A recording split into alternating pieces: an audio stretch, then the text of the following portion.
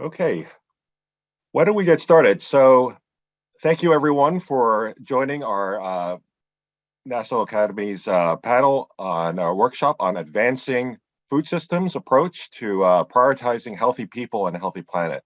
We're excited that all of you can join. We're looking forward to a great half day of panelists and discussion on a very important topic.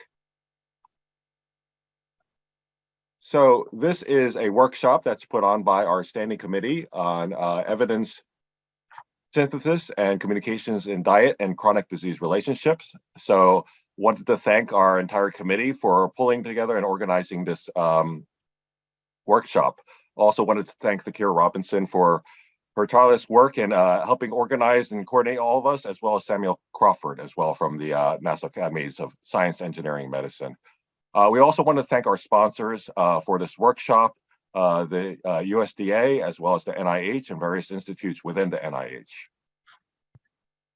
So as I mentioned, this workshop will cover the food systems approach to healthy people and a healthy planet.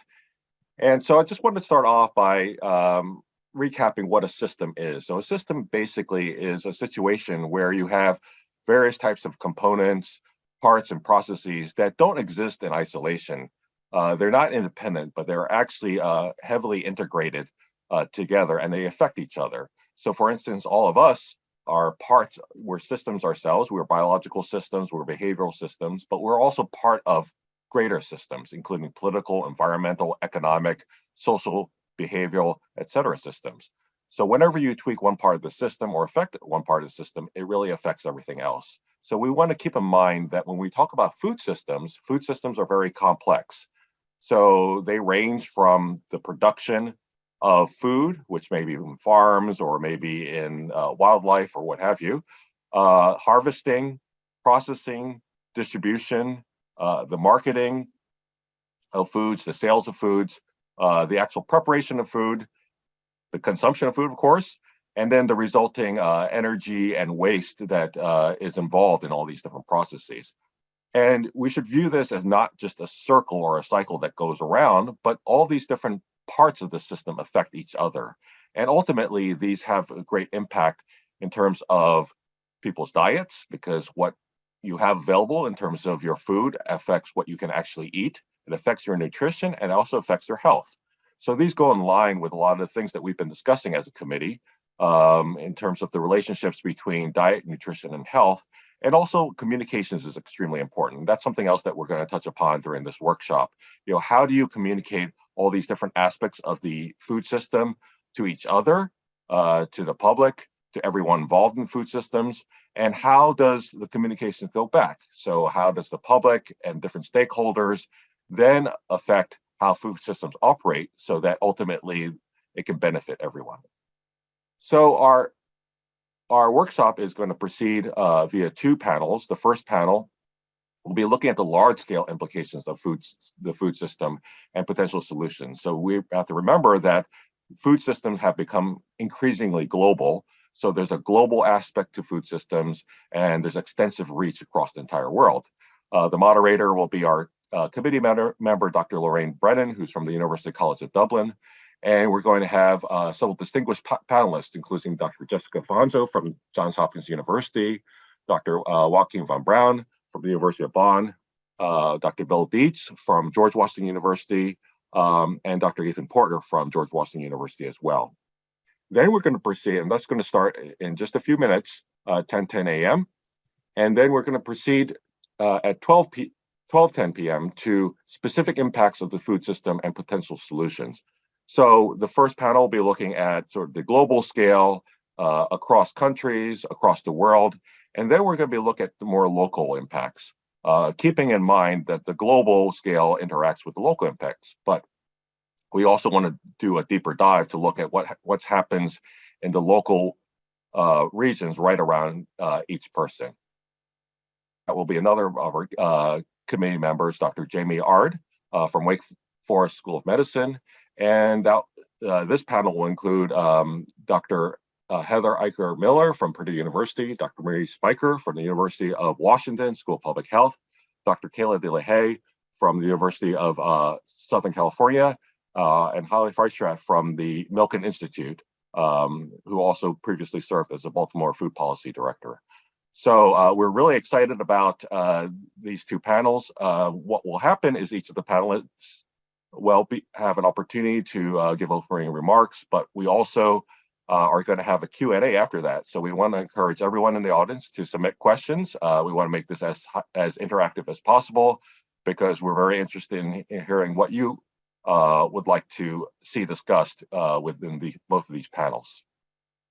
So without further ado, I'd like to pass along the virtual microphone along to Dr. Lorraine Brennan, who will be moderating our first session. And also, she, along with Dr. Ard, were primarily responsible for organizing this workshop. So I wanted to thank their hard work for pulling all of this together. So with that, Dr. Brennan, I'd like to pass the microphone along to you. Thank you very much, Bruce. It gives me great pleasure to chair this session this afternoon. As Bruce said, I'm from University College Dublin in Ireland, and I'm going to chair this first session, which is called Large-Scale Implications of the Food System and Potential Solutions. So as Bruce indicated, we have four speakers this afternoon, and each will speak for around 20 minutes. And then we will have a discussion session where we would ask you to pose questions to the speakers, and then we'll try deal with as many of them as possible. So please do feel free to pose your questions as we move through the different speakers. So in this session, the speakers are going to explore the broad implications of the food system for the population and planet. They're going to highlight some current threats and opportunities for the promotion of health and sustainable nutrition. And interestingly, we're also going to think about how we communicate the science related to food systems to various audiences. So with that, I'm going to get started. Our very first speaker, it gives me great pleasure to introduce her. It's Jess Fanzo from the Bloomberg. She's a Bloomberg Distinguished Professor of Global Food Policy and Ethics at the Johns Hopkins University. Dr. Fanzo has been involved in various endeavours, including the first Eat Lancet Commission, the European Commission's high-level expert group on the International Platform for Food Systems Science, and the Global Panel of Agriculture and Food Systems for a Nutrition Foresight report. So she's amply set up to talk to us today about global food systems and health. So over to you, Jess. Great. Thank you so much, Lorraine, and to Bruce and the Academy for this great invitation. I'm really pleased to share the platform with my other three distinguished scientists and speakers. So thank you so much. Let me share my screen. Hopefully you can see that okay? Yes, we can. So great, thank you. So I'm going to set us up and talk broadly about global food systems and their importance for global health and nutrition. So Bruce had presented a much prettier diagram than this one on food systems. But what I feel this one shows is the complexity of food systems. In this gray box are all of the components of food systems and their interactions. We have food supply chains, food is produced on landscapes, it's processed, it's packaged, it moves to markets, and consumers then engage with what we call food environments, the kinds of foods that are available, the types of vendors that are selling these foods, product properties, and individuals, people can engage with this food system, and they are complex and have their own decision making, their own purchasing power, their knowledge and information. All of these factors are controlled by a wide range of actors from very small scale to transnational, and they result in these outcomes: environment, nutrition and health, economic, social, and equity, inclusion issues. And these outcomes are critically important for not only the stability and resilience of food systems, but how food systems engage with other systems. On the left over here are drivers that are exogenous to the food system, but highly influencing the behavior and performance of food systems: climate change, politics, population pressure, urbanization. So these drivers are dynamically changing how food systems function. So this whole system is quite complex, and we want a lot from our food systems. We want them to achieve these multiple outcomes in positive ways. But right now we're dealing with what they're calling a polycrisis. We've got climate change, COVID, and conflict, particularly the Ukraine-Russia crisis or war, the 3 Cs, that are having significant influence on food, fodder, finance, fertilizer, and fuel. And this is all shaping these outcomes that we want from our food system. So right now, our food systems are not delivering the way they should be.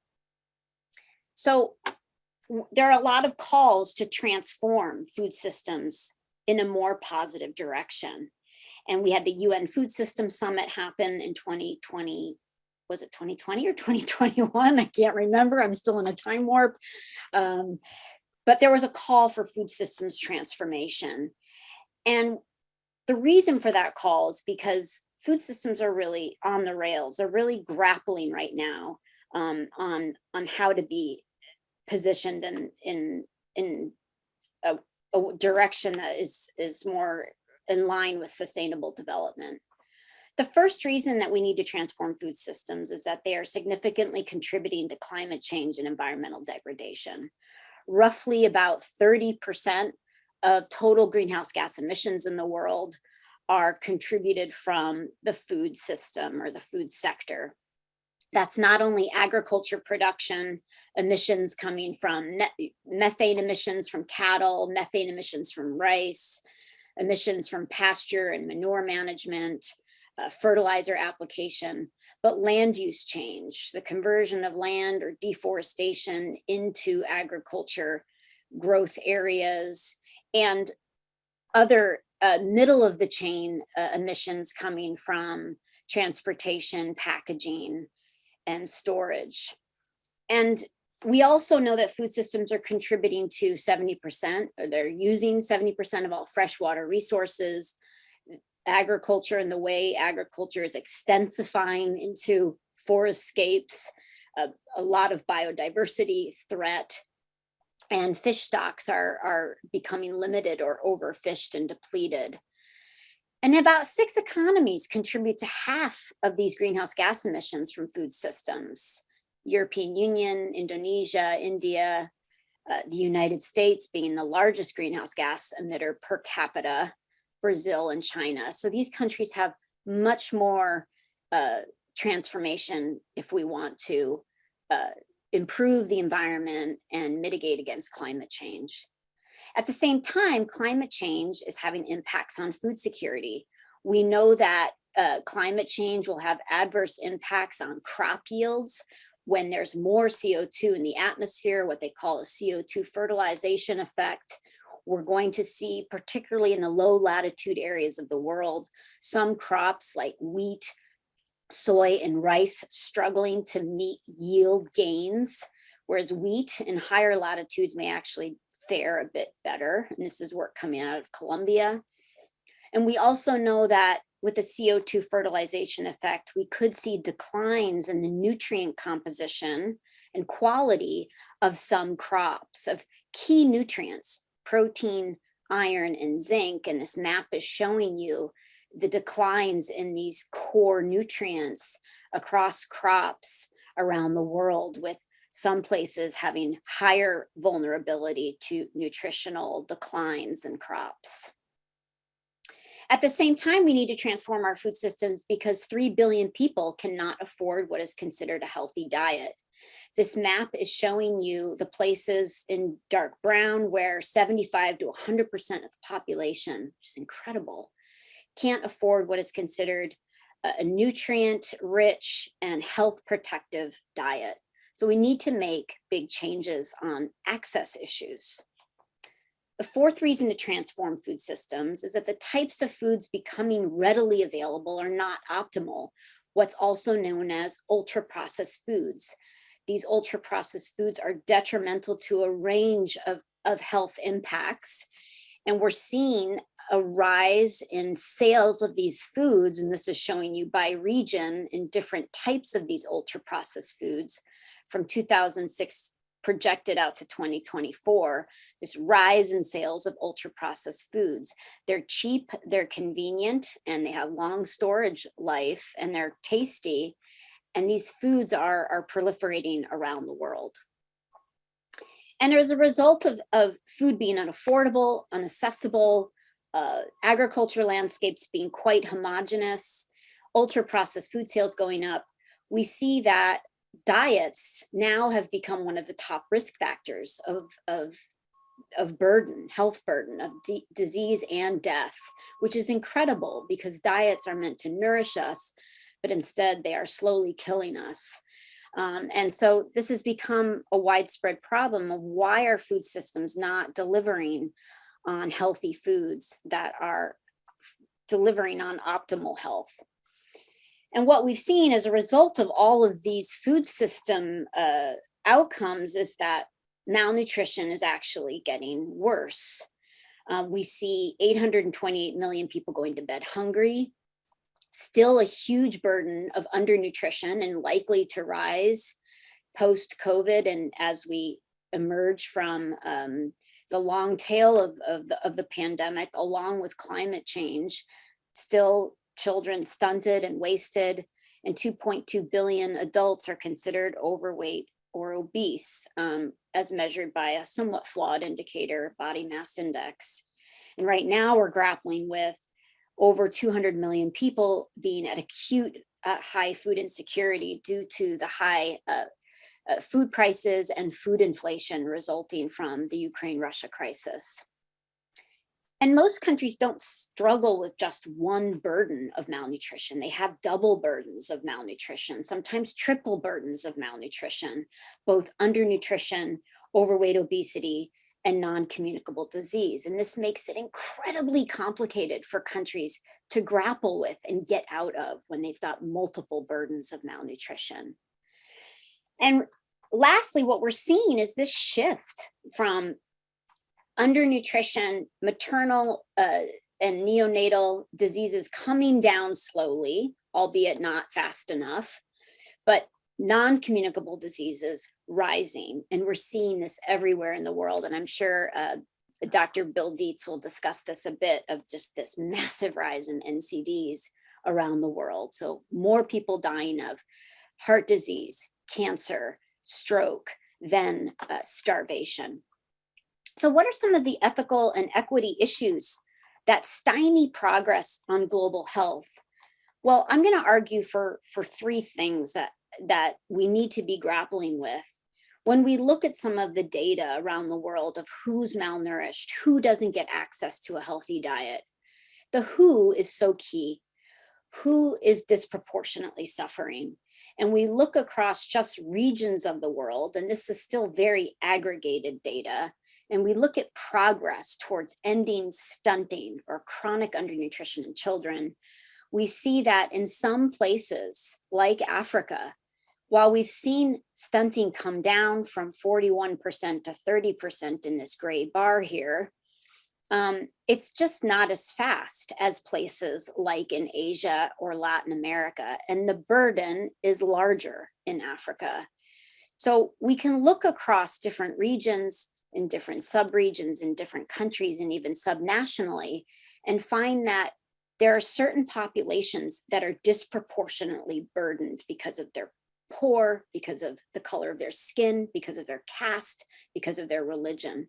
So we really need to be better understanding who is suffering from some of these malnutrition burdens, who's suffering disproportionately from climate change, and ensure that those populations who are marginalized or vulnerable are prioritized. They matter more. And what we see is that people who are experiencing food insecurity and don't have physical access are often because they are disproportionately affected because of certain characteristics. And we see this, we saw this with COVID, we saw it in the United States, we saw it really all over the world around racial and ethnic discrimination of who gets access to healthy food, who gets access to healthcare, where do they live, why can't they move And this has significant impacts on nutrition burdens as well as health burdens. Another ethical dilemma we're struggling with is what kind of food should we be growing when people are still going hungry? When we look at the use of land, about 40 to 50% of the Earth's surface is used to grow food. Of that, about 77% is raising livestock for consumption. And that only makes up about 18% of calories and about 35% of protein. So is this the best use of land when we still have almost 1 billion people going to bed hungry? Livestock, important for nutrients, important for livelihoods, but they are incredibly inefficient at feeding the world. And they have a big environmental footprint. One of the big reasons is because of cattle, along with palm oil, are some of the top drivers of deforestation of tropical forests. So the extensification of livestock into pristine forestscapes not only reduces the biodiversity that we see in these landscapes, but reduces the potential as carbon sinks of these forests being so important for climate change. So this is a big problem as the world's demand for animal source foods increases. But at the same time, some places are consuming way too much meat, more than they need for their nutritional needs, and other places are not getting enough. This is showing you the consumption of animal source foods across a range of foods. You can just see the difference between the US and places like Cambodia and Senegal. Ethiopia practices fasting, or what is vegetarian foods or vegetarianism through parts of the year, as does India. But we can see that there's a huge range in who gets access to these nutrient-dense animal source foods. So can we create more equity where some places, some people come down, or so other people can afford to come up in their meat consumption and create more of a balance? The third situation of where we see a lot of inequities and ethical dilemmas is who shapes and governs food systems. We see a lot of concentration and consolidation, particularly in the value supply chain of foods. So we've got about 1.5 billion farmers, 8 billion consumers, but we see only a handful of transnational food corporations controlling a lot of the agrochemical food sector and the supply chains. So how do we ensure that governments strengthen their power in being able to actually govern their food systems? This is a big dilemma, and we saw this play out in the UN Food System Summit. Maybe Dr. Von Braun can talk about that a bit. A lot of these transnational companies are also moving into other parts of the world, particularly low and middle income settings, where there's new markets. And what we don't want to see is Africa have the rates of obesity and NCDs that we do here in America. This is a time to potentially pivot and for Africa to leapfrog so they don't make some of the same mistakes that those in industrialized nations and high-income countries have made around some of these processed food revolution that we've seen in parts of the world. So how do we ensure health from sustainable food systems? And I just have 2 more slides and I'll end. And I hope that we can talk about this in more detail on the panel. What we know is that if we want to achieve the Paris climate change targets to stay below 1.5 degrees, or at least hover under 2 degrees, we need to take action on food systems. If we take no action on food systems and we do nothing to transform them, we will not meet the Paris climate targets. If we go all renewable, we change transportation, we change the energy sector, it will not matter unless we address food. And we have to do it through multiple levels. And what these bar graphs show you, here's the 1.5 degree threshold, improving efficiency and increasing yields on farms. So more sustainable management of landscapes through agriculture interventions will decrease us and get us somewhat there, but not to 1.5. Changing our diets to plant-dominant diets will partially get us there, but not to 1.5. Decreasing food loss and waste will also partially get us there. But we need to do all of these to stay below 1.5. So we need to take multiple actions across the food system to meet the Paris Agreement. Now, there's a lot of ways that we can improve nutrition and health across food systems. There's a lot of policy interventions, community interventions, and we have a lot of knowledge behind us. It's a matter of investing and scaling in those innovations, interventions, and community participatory approaches, diversifying our landscapes, producing nutrient-dense foods, more diverse foods than just a handful of crop commodities like wheat, rice, and maize.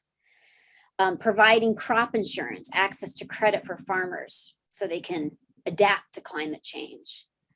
Technology will be important depending on what the technology is and where it is and its distributive justice issues. Subsidies, high priority right now, reorienting agriculture subsidies to promote nutritious crops. On the processing and transport, industry can reformulate, reducing those salty, sugary, fatty foods. Governments can set standards, so industry has to adhere to those standards. Fortifying foods, a staple in public health for almost 100 years, can be very important, iodizing salt. Harnessing the processing, fermenting, preserving to enhance the nutrition content and better cold chain storage to ensure perishable foods don't rot, perishable foods often being nutritious foods. Food environments, taxing, subsidizing unhealthy foods, creating zoning laws that promote healthy food sales in places that are often neglected. School meals, farm to school programs like Brazil's homegrown school program, really important. And labeling and promotion, improving labeling. There's a new study out of Hopkins showing that a climate label actually changed people's dietary choices. Improving labeling so consumers know what they're buying. Restricting food marketing and mass media campaigns can all be important. So there's a lot of solutions across the entirety of food systems that can be taken up. It's just really a matter of scaling those, investing in those, and ensuring that the evidence is used to best implement those different innovations. And I will end there. Thank you so much.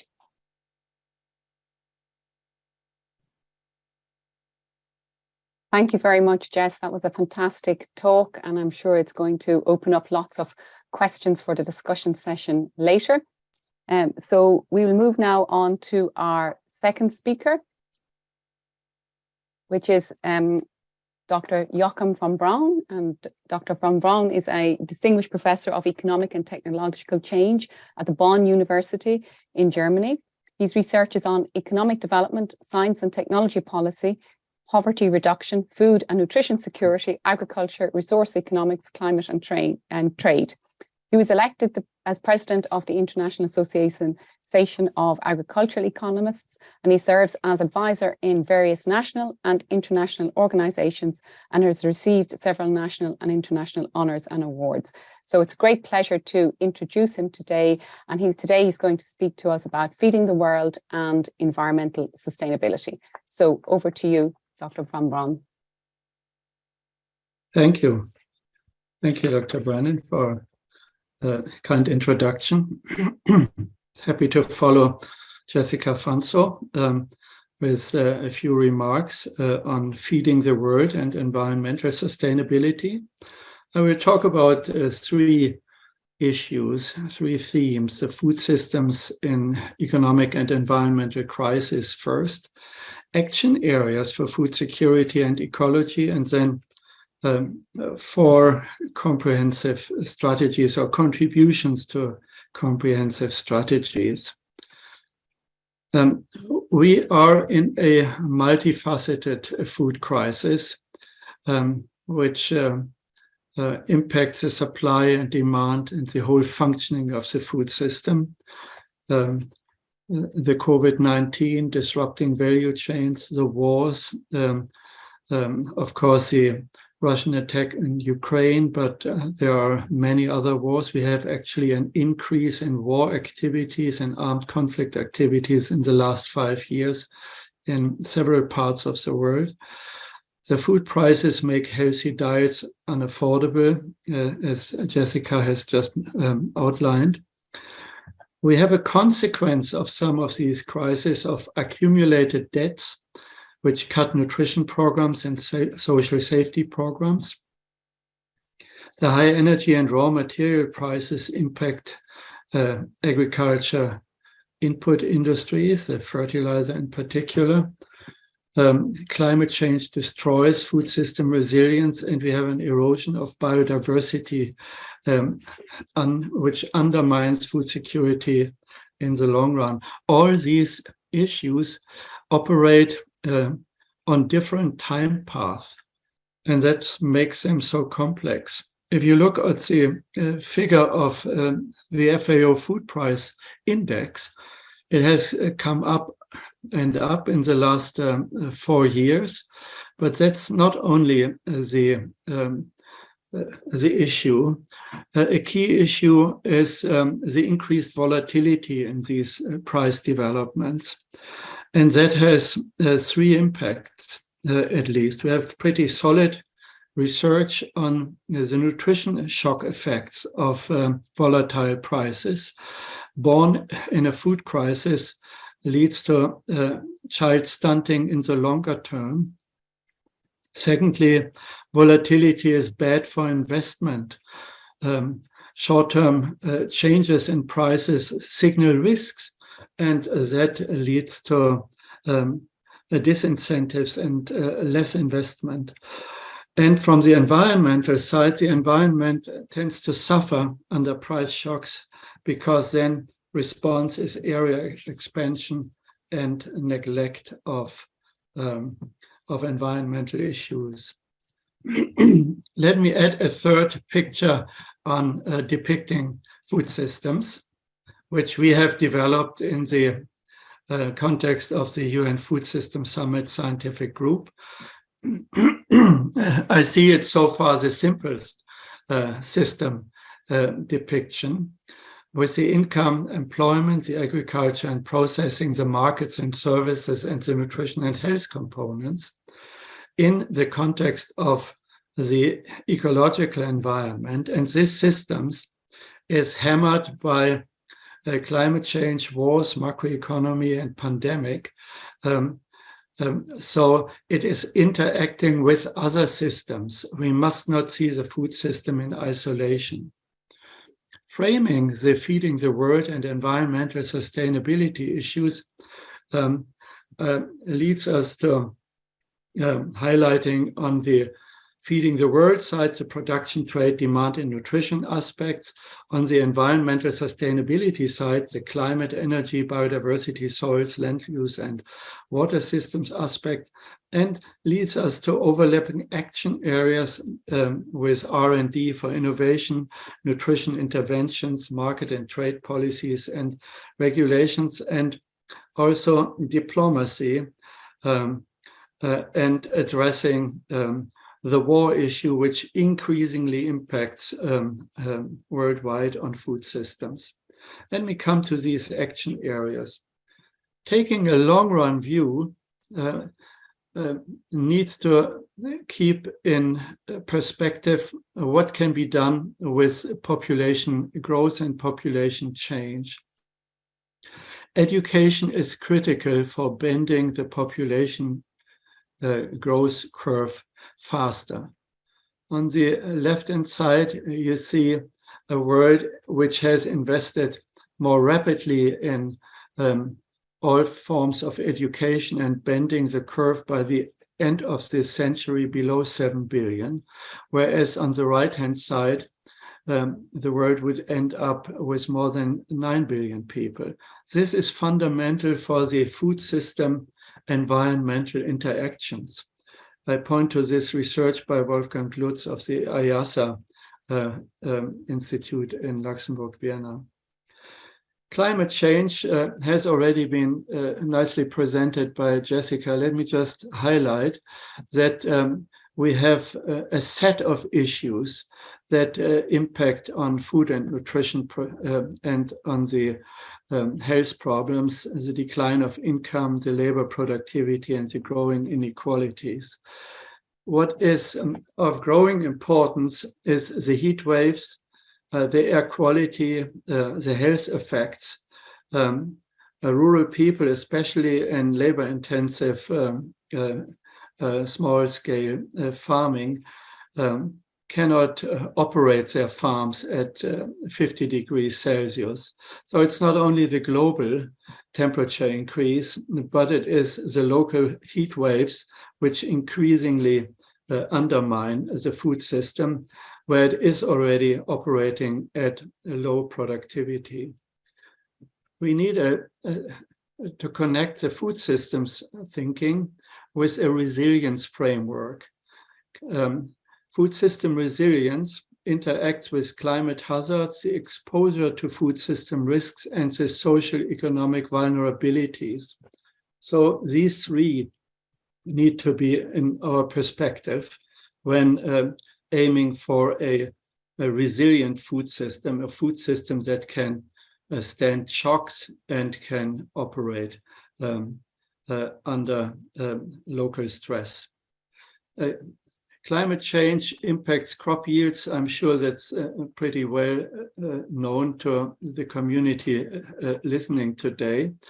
Let me highlight that the highest expected decreases of 20 to 30%, red colored in this map, due to climate change, are in the regions of the world, in many regions of the world, which already today suffer from food insecurity. And we have a key role of science, research, innovation for food system sustainability to point at with breeding, crop cultivation, etc. That has to be a key component of adaptation strategies. Climate change requires crop variety adaptation.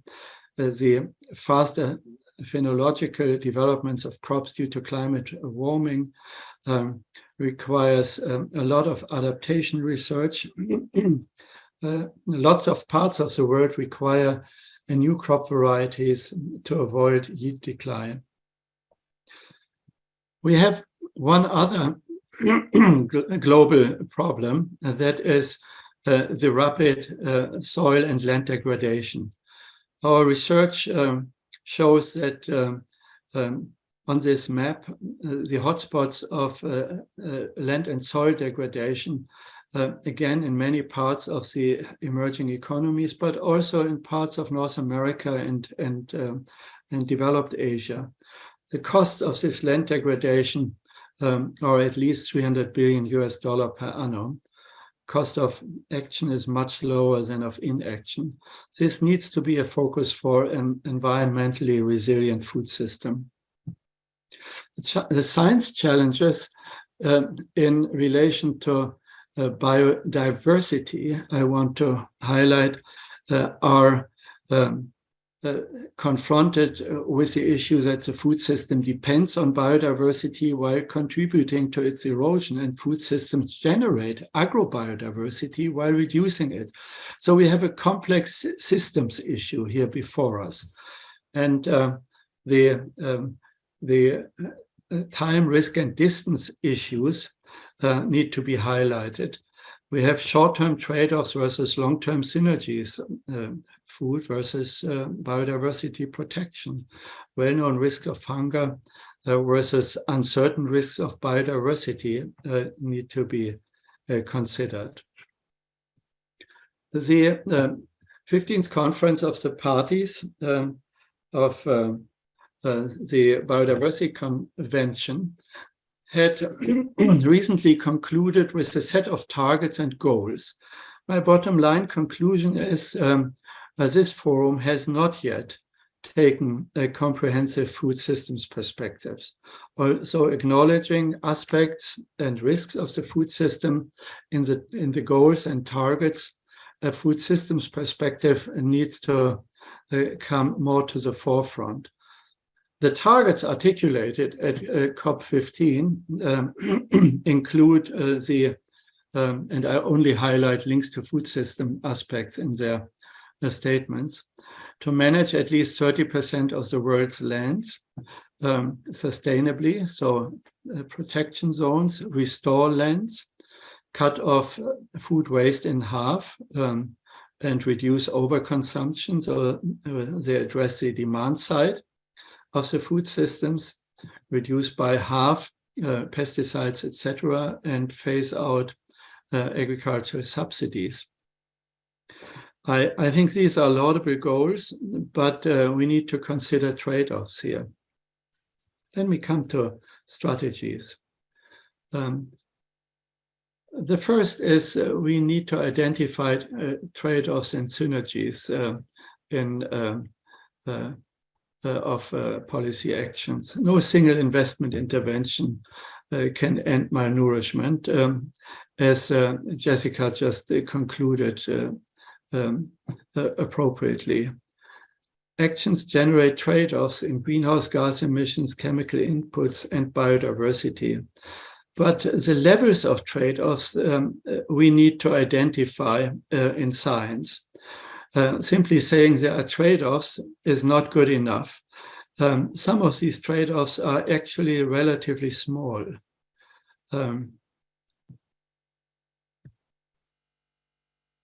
Oops, it doesn't move.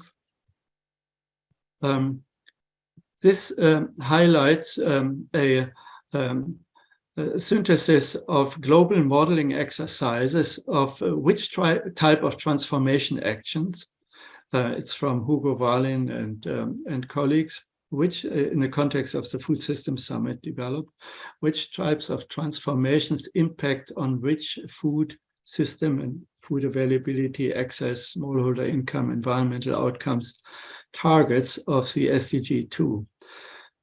If you look at where there are red or orange highlighted, these are trade-offs. Adopting healthy diets may have an impact on prices. And the environmental outcomes are uncertain. Improving agricultural practice and resource management also has a price impact. The authors conclude that some of these trade-offs in the modeling exercises are significant, but not all are large, to highlight that.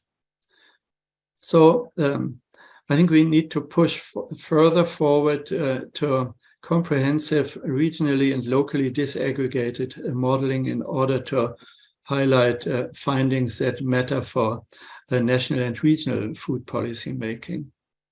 My second highlight is addressing externalities of food systems in new ways. We have at least 4 types of externalities in the first column highlighted: environmental, social, health, and economic effects. You see some examples in the middle, air and water and soil pollutions, and so on. And the impacts of these externalities. So markets are not capturing appropriately these externalities. Market prices do not take into account the benefits of affordable or healthy food or costs of unhealthy or unsustainable food. Our preliminary estimates of these externalities at global level suggest that we pay $9 trillion per annum in food markets, but the environmental costs, external costs, are 7 trillion, and the health costs add up to about 12 trillion. So some of these externalities, a large part, need to be internalized through regulations, through incentives, and through education. My third overarching say, solution framework is we must maintain a focus on ending hunger, preferably by 2030, and that requires an approach that considers cost and optimality criteria. I depict that here by our research that highlights a marginal abatement cost curve of interventions. On the x-axis, you see millions of people listed, and on the y-axis, the intervention cost per undernourished person per capita. And you see there is a whole range of interventions that would bring until 2030, that's the time horizon, about 500 million people at fairly low cost out of undernourishment. That's the unit of observation at $50 per annum. But some of these interventions are exhausted, and then we need to engage in higher unit cost of interventions. For instance, social protection and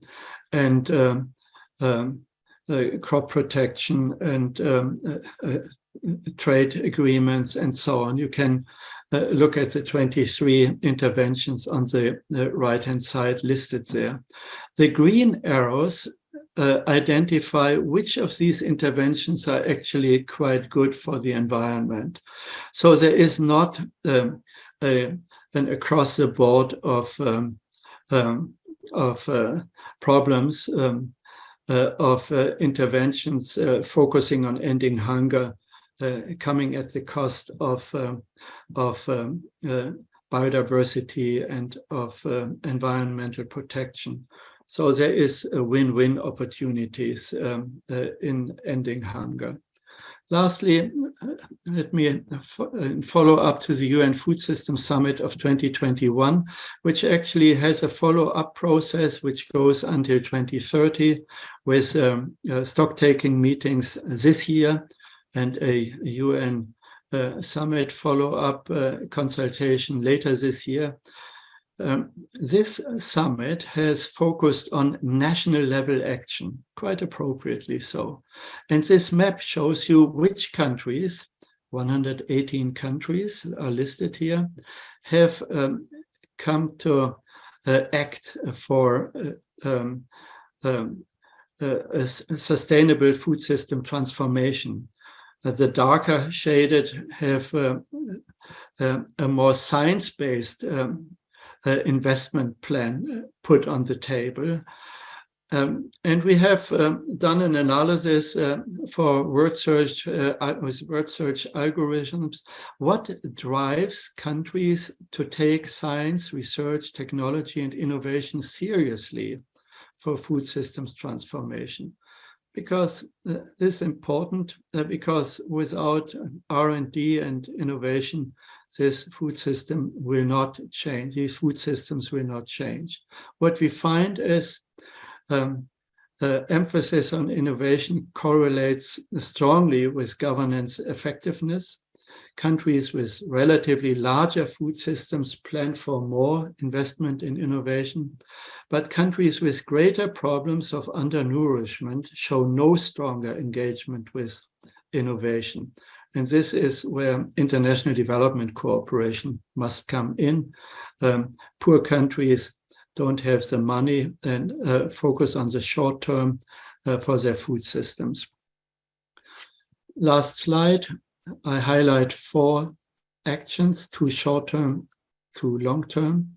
Prevent supply shocks, strengthen nutrition, invest in food systems infrastructures, and invest in science and technology. Thank you for your attention. Thank you very much, Dr. Van Braun. That was an excellent talk. And again, I think we will have lots of questions at the end in the discussion session for that. So if you have questions, please do pose them in the Q&A box and we will deal with them at the end. So it gives me great pleasure to introduce our third speaker. Dr.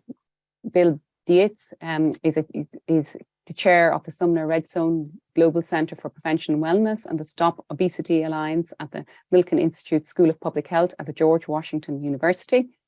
From 1997 to 2012, he was the director of the Division of Nutrition, Physical Activity and Obesity in the Centre for Chronic Disease Prevention and Health Promotion at the CDC. And importantly, he was the co-chair of the NASEM Commission on Obesity's 2019 report on the global syndemic of obesity, undernutrition and climate change. So today he's going to speak to us about the global syndemic. So thank you very much for agreeing to speak to us today. So over to you, Dr. Dietz. I think you're on mute still. Thank you. Thanks for that introduction, and thanks to the Standing Committee for this invitation.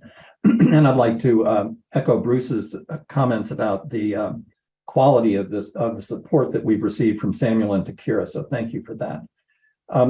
The outline for my presentation is shown here. The agri-food system contributes to climate change and is directly affected by it. The U.S. is a special case, and most of my talk will focus on the U.S. because of our unique and excessive contribution to climate change. And in the U.S., it's beef production and consumption that are major and unsustainable drivers of human and planetary health. The agri-food system, by which I mean the totality of actors in the food supply chain and in the environmental systems that influence the food supply chain, that this agri-food system interacts with ecological, social, economic, and political systems. And the interconnectedness of these systems makes them highly resistant to change.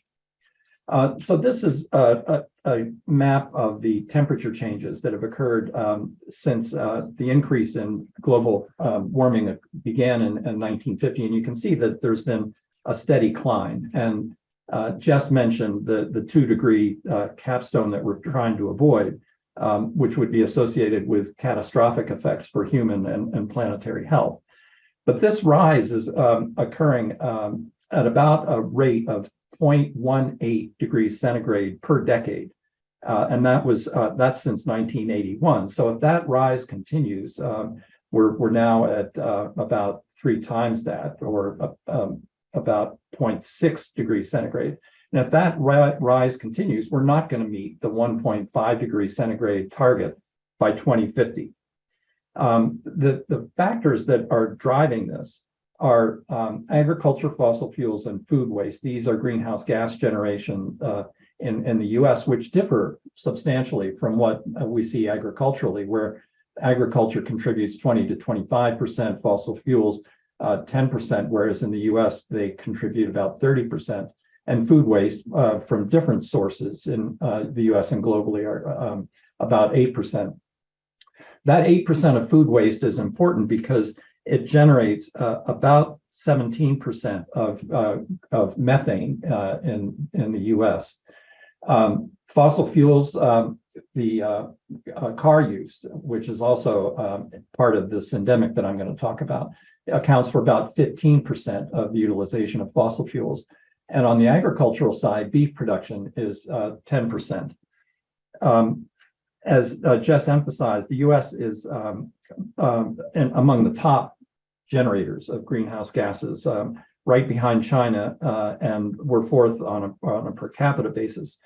And that seems to me to give us a special and moral obligation to reduce our greenhouse gas generation.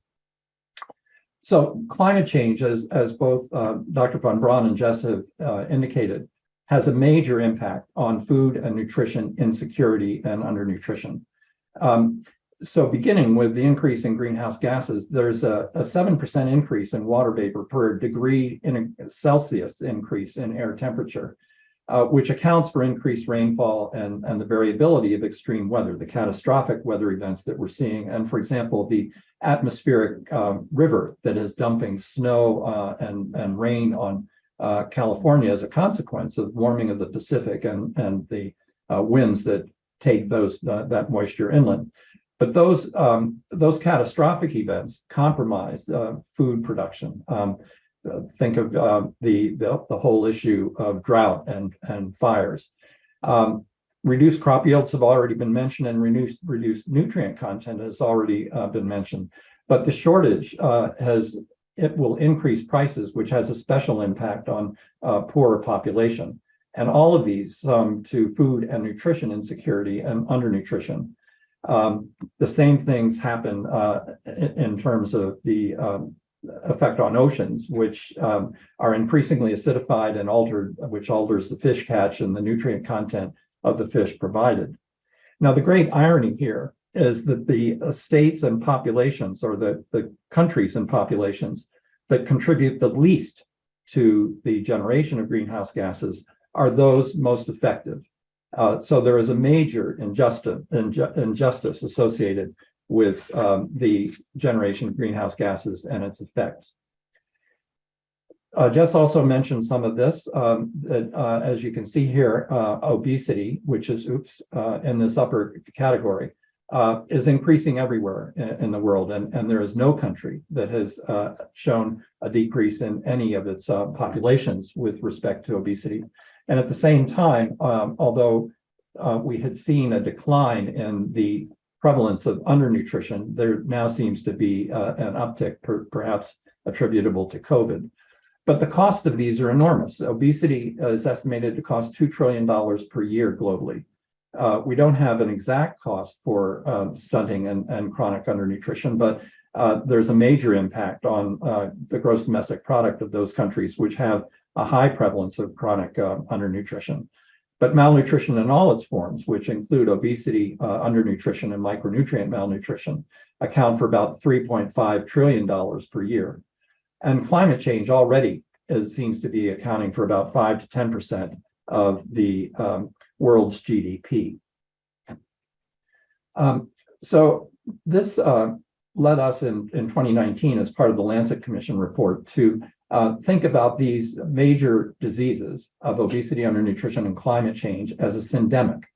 And I've listed here, I've called them syndemics with parentheses on the S, because the syndemic doesn't operate the same way in all places at all times. So although I think we can argue there's a global syndemic, how that is actually operationalized will differ by country and population. But a syndemic is, in this case, the pandemics of obesity, undernutrition, and the effects of climate change clustering within populations, that all three pandemics interact at both biological and biosocial levels and have adverse impacts on each other, and that large-scale social forces foster this clustering and have, as I said before, a disparate impact on marginalized populations. Now, some of these interactions are shown here. So we see obesity, stunting, and food and nutrition insecurity. And by nutrition insecurity, I mean the quality of the diet in the same children and the same populations in low and middle income countries. There is an interaction of beef production with the generation of methane and nitrous oxide emissions, and the effect of red and processed meat consumption on obesity, diabetes, colon cancer, and cardiovascular disease. And as we just seen, increased greenhouse gases from high-income countries, reduced crop yields and micronutrient content of crops, which contribute to food insecurity and nutrition insecurity and undernutrition in low and middle-income countries. So this is shown figuratively here. So in the center, you see beef and dairy cattle production generate methane. And the estimates of that methane generation account for about 36% of total methane production. And methane is particularly important because it has an impact about 80 times that of CO2. The nitrous oxide that's generated from fertilizer to produce forage for beef and dairy cattle increases greenhouse gases. And nitrous oxide is an even more powerful greenhouse gas, about 250 times that of CO2. And the effects of fertilizer, as we'll see later, also increases environmental degradation. This whole system, basically, the increased beef and dairy consumption contributes to obesity, diabetes, cardiovascular disease, and colon cancer. And it's too easy to just think about these as systems gone awry. These are driven by cultural norms, by supply and demand for beef, for example, subsidies for commodity crops, which have already been mentioned, and price supports, political power, and policy inertia. Nonetheless, this notion of a syndemic provides us with the opportunity to think about triple duty solutions, that is, solutions which simultaneously affect undernutrition, obesity, and climate change. The generation of these greenhouse gases are shown here. CO2 from agricultural systems plays a relatively small role as a contribution to greenhouse gases. But you can see here, and these are in CO2 equivalents, that methane, largely from enteric fermentation from cattle, accounts for about 200 plus units of CO2, and that has a massive effect on climate change, as does nitrous oxide from agricultural soil management. These are the importance of seeing these contributions is that, in contrast to CO2, which requires decarbonization, a lengthy and difficult process, and CO2 is around in the atmosphere for long periods of time, that a gas like methane is short-lived. And if we're able to pull methane out of the greenhouse gases and reduce its contribution, we can have a very rapid impact on slowing the rate of global warming. For example, it's been estimated that a 40% reduction of methane by 2050 would be associated with a 0.3 degrees centigrade decrease in the Earth's temperature. That's massive when you think about getting from where we are now to 1.5 degrees centigrade, which I think should emphasize the urgency and necessity of focusing intensively on the agricultural production system, and particularly as it relates to beef. That some of these additional effects of beef and dairy production have already been mentioned. One of the most important observations is how expensive it is environmentally to produce beef. And it's been estimated that 25 kilograms of animal feed and 15,000 liters of water are what is needed to generate a kilogram of beef. That's considerably more expensive than plant proteins. Furthermore, 46% of land in the United States addresses beef and dairy production. 24% of that land is pasture, 17% of it is crops. And cattle are estimated to use 75% of all freshwater use. And deforestation has already been mentioned. And one good example of that is that Brazil is the largest exporter of beef, and the US is the largest importer of beef, which makes us responsible for the deforestation that's occurring primarily in Brazil. And the issue of diversity loss has already been mentioned. The other thing that we miss when we focus exclusively on greenhouse gases and global warming is the environmental impact. And the corn production plays a major role in the generation of nitrous oxide. So you can see here in the left-hand diagram that these are the major states using corn and fertilizer to grow that corn. And a good part of that fertilizer, as well as herbicides and pesticides, gets washed into the Mississippi River, and it creates this dead zone in the Gulf, which already has decreased fisheries and the productivity of fisheries. The other important element that contributes to the dead zone is the role of phosphorus, which is part of that same system.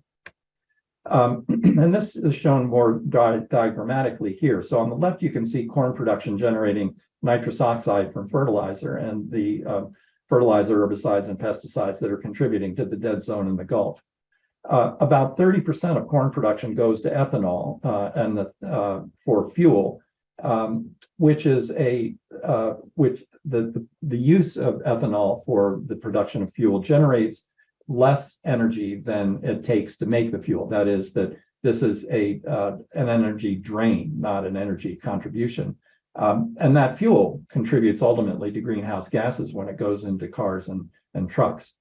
About 30% of corn production goes for fodder for cattle, and about a smaller amount goes for high fructose corn syrup, which is a major contributor to processed foods and beverages and ultra processed foods, all of which contribute to obesity, colon cancer, cardiovascular disease, and other cancers.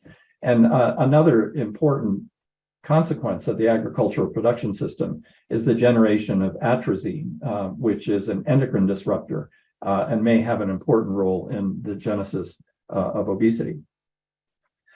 So we tend to focus, this is a diagram of the global syndemic of obesity, undernutrition, and climate change, showing its outcomes in terms of undernutrition, obesity, and climate change, and the systems that drive these outcomes. But we tend to focus on these systems rather than the focus on the power that generates or governs these systems, the policies, the economics, the social norms, the racism, and the dominance of major transnational corporations in the production of cattle and of the products, the forage necessary for cattle. But as I said before, this perspective of the global syndemic leads to the possibility of triple duty actions to change obesity. So if we're able to increase plant-based foods and reduce beef consumption, one strategy for that is, as Dr. Van Braun indicated, is to include the externalities and the costs of food. The fact that we're not including those externalities make fast food very inexpensive and easily consumed by multiple consumers. Although subsidies for commodity crops are about 63% of subsidies for beef and dairy go to, let me start that again, that 67% or 63% of all subsidies go to commodity crops and cattle production. These subsidies could be redirected to fruit and vegetable consumption if we have the political will to do so, and I'll come back to that in a minute. But we also need some communication strategies, and I'll also address some of these in just a moment. But the demand for beef is what sustains this system and sustains the fast food restaurants and the impacts of beef on the health outcomes and planetary outcomes that we've discussed. We could include sustainability in the dietary guidelines for Americans, and I'll come back to that in a minute. Or implement sustainable food levels, make the beef checkoff, which generates anywhere between $30 to $100 million per year for promotion of beef. Reducing that could substantially improve things. But all of these together would generate lower greenhouse gases from agricultural and cattle production, thereby improving climate change. They would improve healthier diets for obesity, diabetes, and cancer prevention. And in the developing world would also improve nutritional quality and food security. Now, this comes from the report of the Lancet Commission and shows the complexity of the interacting systems, which either sustain or could potentially reverse the whole syndemic. And we tend to focus on the national systems, the governance at the highest level, which is probably the least effective because of the policy resistance and the policy inertia at the highest levels of the U.S. government. But change may actually be more likely to occur at these local levels with practices within communities or within local systems. To give you a sense of just how substantial that policy resistance is to changes in beef production and consumption, 4 companies control 85% of beef production, and these companies, plus the National Cattlemen's Association, are a powerful lobby. The USDA checkoff for beef generates almost $35 million per year for beef promotion. And we saw just how powerful this was when in the 2015 Dietary Guidelines for Americans, which recommended that sustainability be part of dietary guidance, which led Secretaries Vilsack and Burwell to declare that sustainability is beyond the scope of the DGAs. In 2020, despite high rates of COVID-19 infections in meat plants, Trump used the Defense Production Act to classify meat as critical infrastructures. And sustainability was, as a consequence, was explicitly excluded as a consideration for dietary guidance in the 2025 dietary guidelines. And most recently, the Agricultural Secretary Vilsack stated that JBS, one of those 4 companies, despite bribery and labor violations, could not be removed from government procurement due to the lack of competition. Ironic as that can be. What kinds of messages can we use to begin to change the perception of the global syndemic and particularly beef consumption? A very nice report from Australia looked at the messaging around 4 major reports which were critical of the contribution of livestock to climate change and human health. These were an FAO report, a WHO report on from the International Agency for Research on Cancer about the carcinogenic risks, the Eat Lancet Commission, and the intergovernmental, the IPP, the Intergovernmental Panel on Climate Change and Land Use. And the responses of the pro-meat group were that this constituted a war on meat and ranchers, or it was a restriction of personal liberties. And akin to what we saw from fast food and from tobacco, the argument that the science behind this is lacking, or that it destroys cultural and traditional values or hurts poor people. The industry has tended to use diversionary tactics to focus on their positive impact on conservation, or their focus on reducing fossil fuels for their harvesting activity. They rarely focus on the generation of methane from cattle. They rarely focus on the impact of climate change attributable to the development and growth of forage.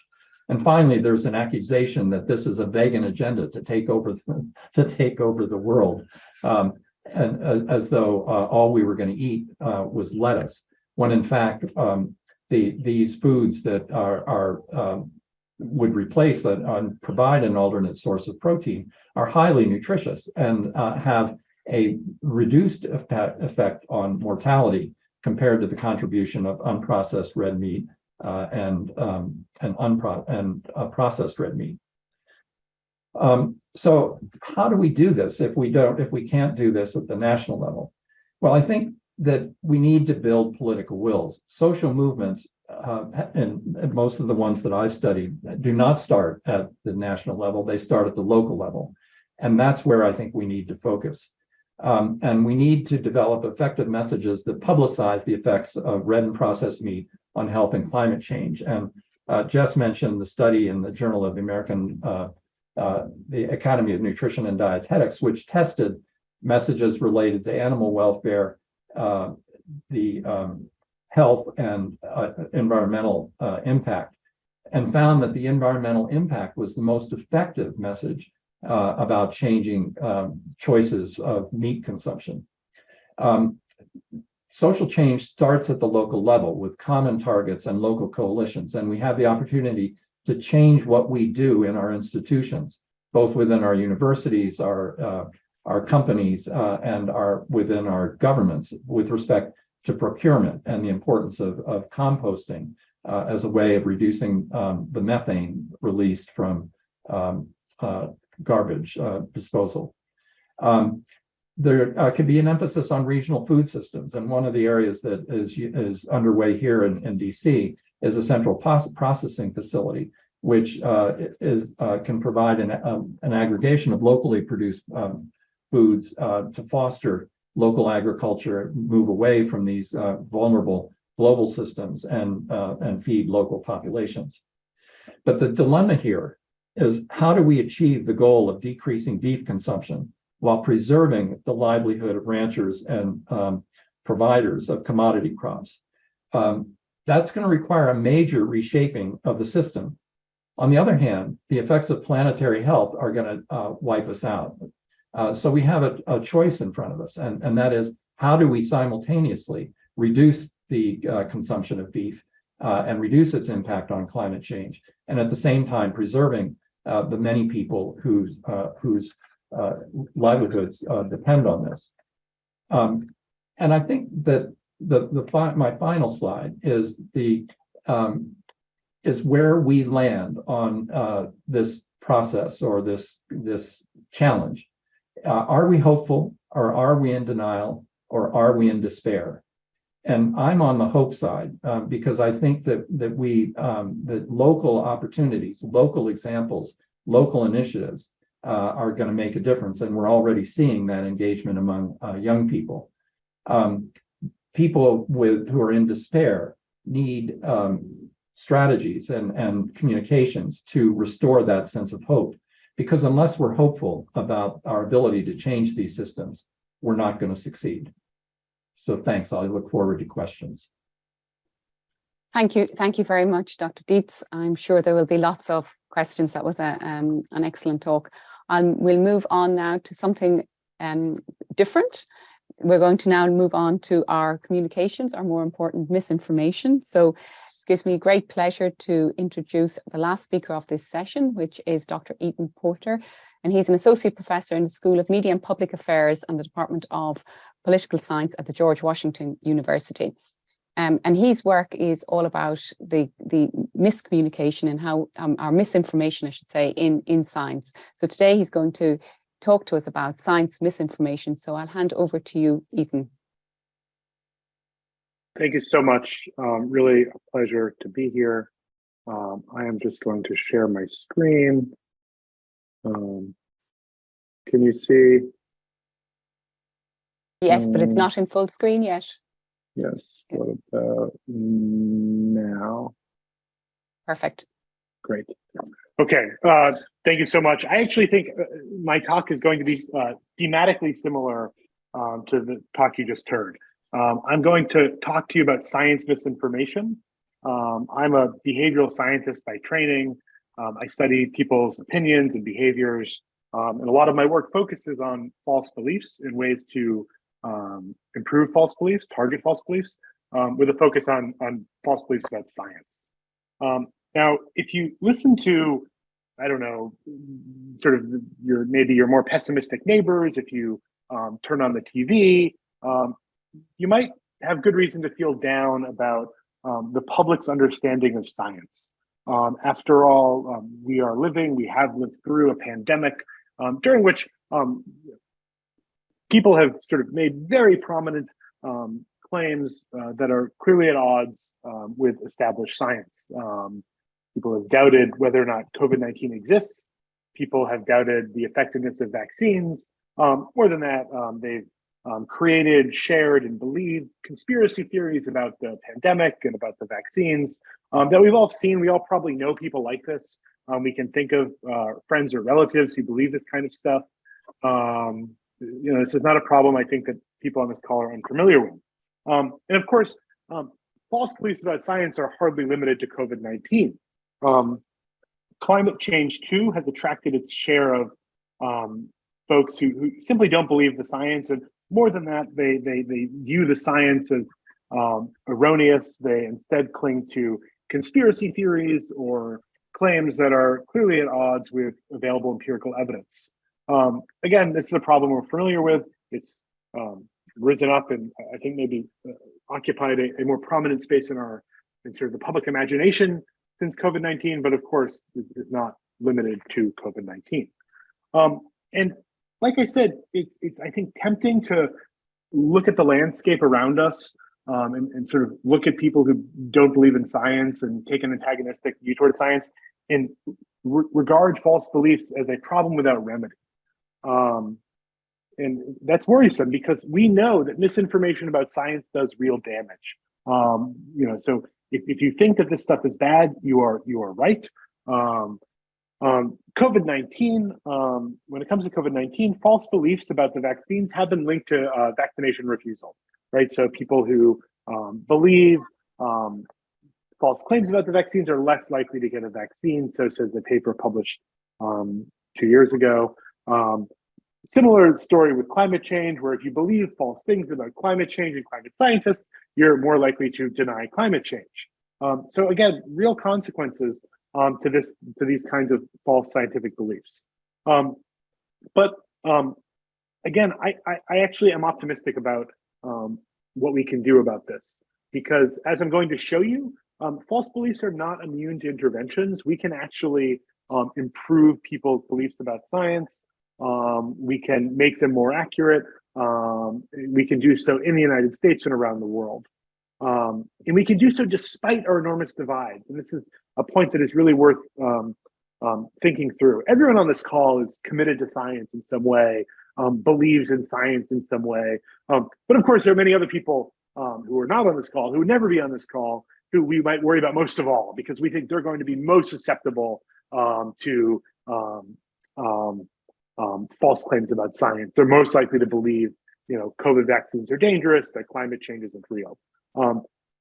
But what I'm going to show you is actually exposure to accurate scientific information can help reduce belief in scientific misinformation. So exposure to accurate information ends up beating out misinformation, even among those predisposed to doubt science. And I'm going to talk about two different studies that make this point. The first is about climate change. So the design of the study, I'll just walk you through it quickly, and then I'll get to some, I think, pretty graphs. Working with two scholars, one Brendan Nyhan at Dartmouth, Thomas Wood at OSU, we randomly exposed US respondents to varying quantities of news articles about climate science. Other folks saw opinion articles that cast doubt on climate change and climate science. Still other folks saw news articles that were just about the political debates, right? So you can kind of think of, some people are going to see hard science, other people are going to see some denial opinion articles, and still other people are going to see stories about the political machinations around climate change. And we designed the study to understand the effects of scientific news and coverage on people's beliefs and the accuracy of those beliefs about climate change. Because we randomized the type of article, the number of times that people saw different articles, and because we measured people's beliefs and the accuracy of those beliefs about climate change, we can understand how articles in science news in particular affects people's beliefs about climate change. Pretty straightforward experiment. Just to give you a sense of the content that we showed people real science articles, right? So, I'm a lowly academic. I don't know how to write science news. So fortunately, there are people who do. So we took articles from the Post, from the Times, from other well-known sources, and some people read full articles detailing a recent IPCC report on climate change. Other people read political articles. That is, articles which said, "Hey, here's the debate in the Senate about what's going on," that kind of thing. Still, other people read skeptical opinion articles, which cast doubt on climate change itself. Again, these are all real articles that have really circulated in the world that you might have read, or your friends and relatives have probably read. So before I get to the results here, you might be two things might be going on in your head. First, you might be saying, well, look, science news doesn't matter. People are going to, gloss over some boring report from the IPCC, or really a summary of the IPCC report. They're not going to remember it or be affected by it in any way. You might say that. And indeed, I think while we administered the survey, we were worried about that as well. The second thing you might think is, ultimately, if it's going to work at all, if people are going to read science articles and be better for having read them, the effects are going to be concentrated among those who already believe in science, right? Who are already committed believers in climate change, who agree with the science on the issue. So both of those are wrong. So in this first table, I'm just showing you all the effects we have over time. And what I want you to focus on here is this top left cell, in which we randomly expose people to multiple science articles, which allows us just to sort of isolate the effects of repeated exposure to science coverage and effects on whether or not participants believe climate change has a human cause. Some of you will be able to interpret this graph. Others might say, "Gosh, I thought I don't want to interpret graphs." So I'll just tell you, what the graphs really mean. What this is telling you is exposure to repeated exposure to science news increased people's belief that climate change does indeed have a human cause, and that this effect was somewhat durable, and it depended on repeated exposure to real science news articles. This is an interesting finding because it shows that first fear you might have that people are just going to ignore science articles on average isn't correct. People read science articles and they become more accurate. Before I dive into one other detail about this study, I just want to point out this second cell where it goes science W2, opinion W3. What you see here is that actually people exposed to accurate science information and then exposed to climate doubting opinion articles, the sort of positive effects of science are blunted by the negative effects of the opinion article. So if you're worried about content which casts doubt on climate science, you're right to be worried, because it's true science coverage does increase people's accuracy. It's also true that exposure to kinds of articles that say, oh, those climate scientists, they're all making it up and they're all in the pocket of, I don't know, big science. Those articles do have a deleterious effect. But on the whole, what we can see here is accurate exposure to accurate science coverage, real science news works. It makes people more accurate about climate change. Now, is the effect concentrated among people who believe in climate change already? And the answer is not only no, the answer is actually we see really large effects on people who rejected anthropogenic climate change pre-treatment, who said prior to this experiment, these people said, look, I don't believe in climate change. I don't believe it has a human cause.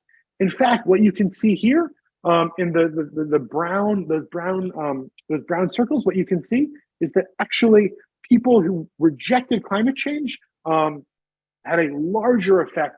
The exposure to science news had a larger effect than people who believed climate change was happening in the first place. Now, that's probably what we think of as a ceiling effect, because if you believe climate change was already happening, then reading science articles, only going to sort of reconfirm what you already know. But it's not the case that people who don't believe in climate change read science news and then just say forget about it.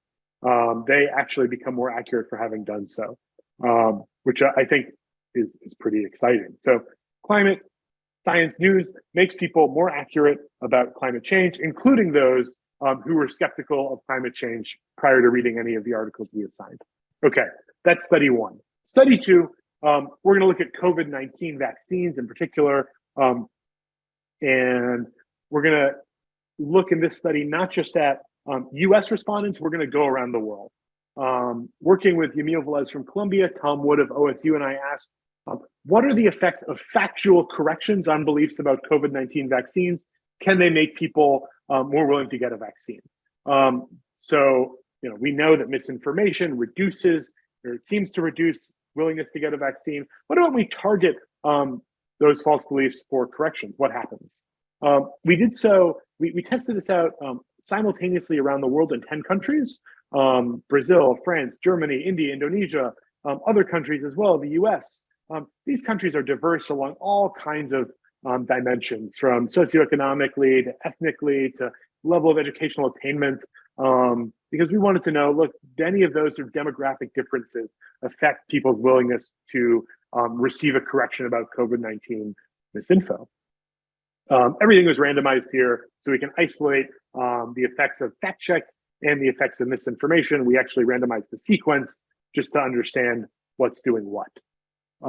Okay, so first, the really good news is that overall, we can improve people's understanding of COVID-19 vaccines. We can do so around the world when we target widely circulating misinformation. You see in the bottom right-hand corner, you see that correction effect. You'll see negative 0.16. let's say, meta-analytic estimate.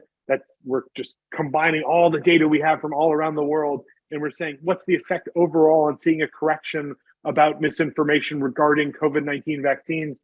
And we see that indeed there is a positive effect, or actually in this case, a negative effect on false beliefs. We've reduced false beliefs around the world. Now, there is variation country to country. In some countries, people respond more to a correction than others. But when we put all the data together, we see there's a large effect in the direction of greater accuracy. Now, on the sort of the 0.09, the number right above that in the sort of the top right cell, that's when we isolate the effects of misinformation around the world.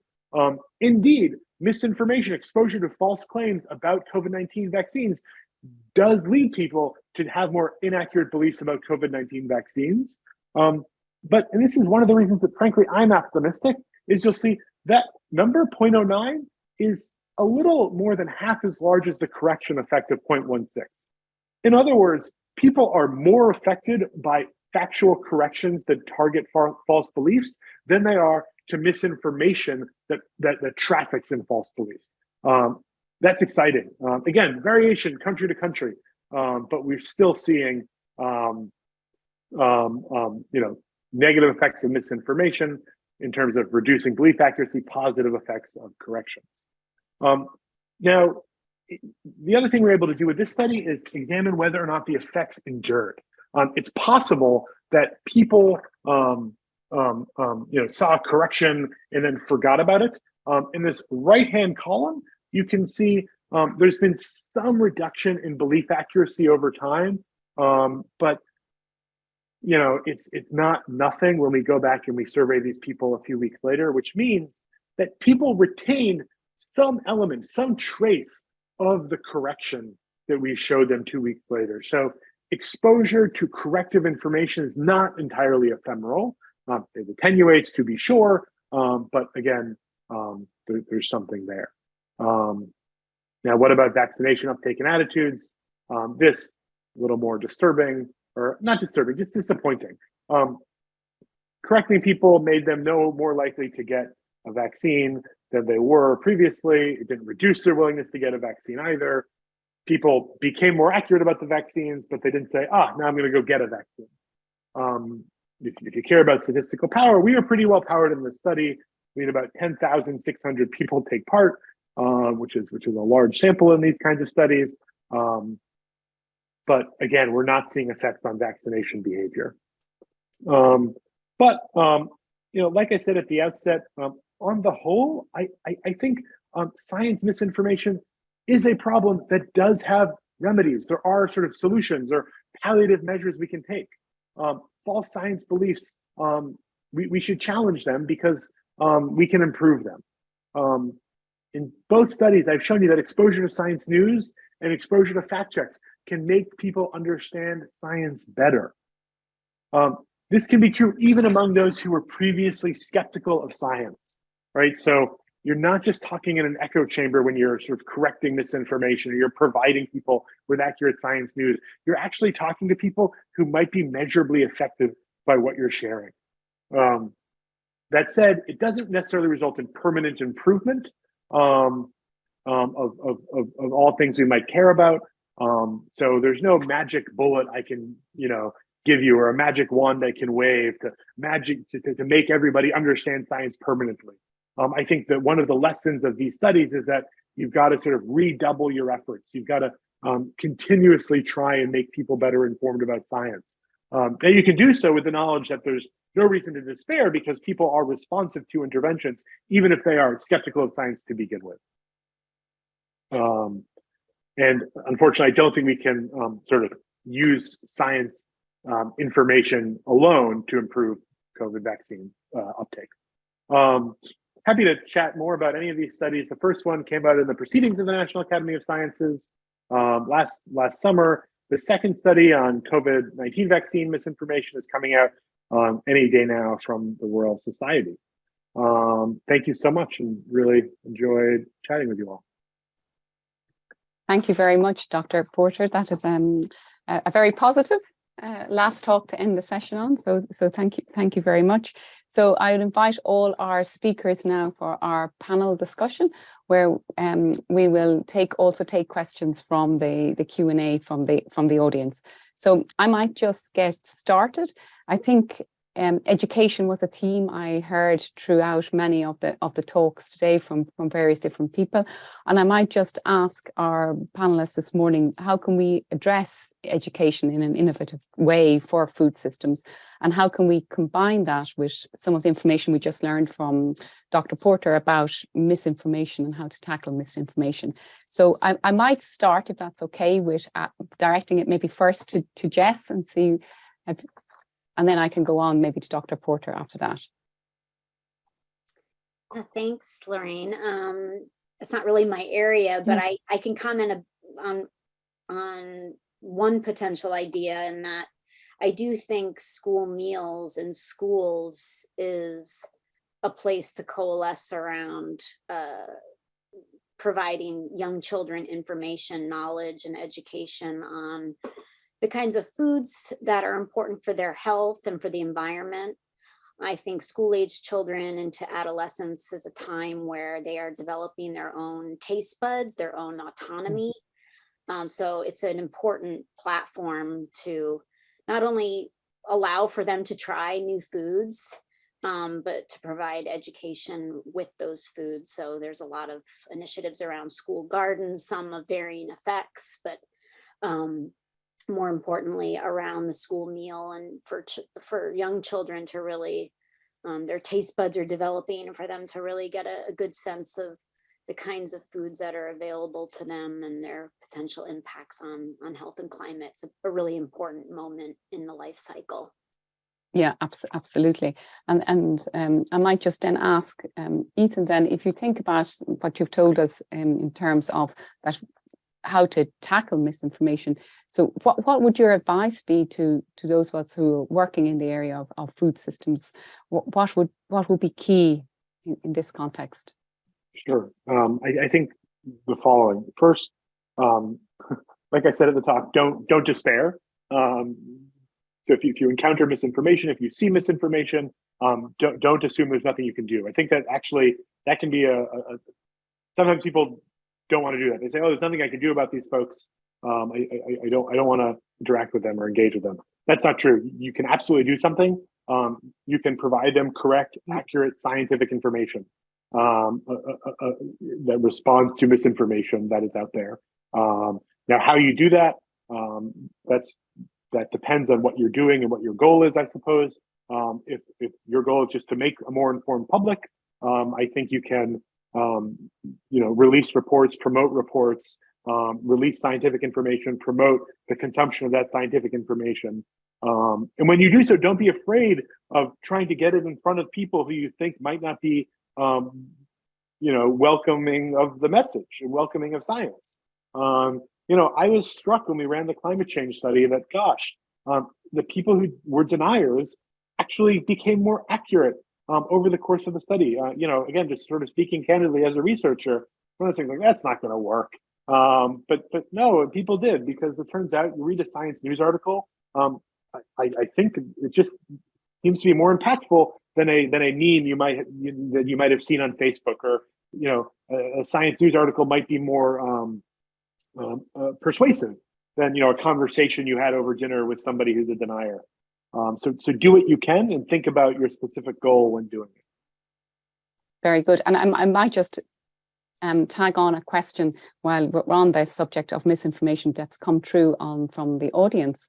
And it's a two-pronged question. The first part is, what percentage of those who believe misinformation get their information from social media, so not from science articles or from the news? And the second part actually is really interesting, is how will artificial intelligence make it difficult for us to disentangle that what is accurate information and what is misinformation?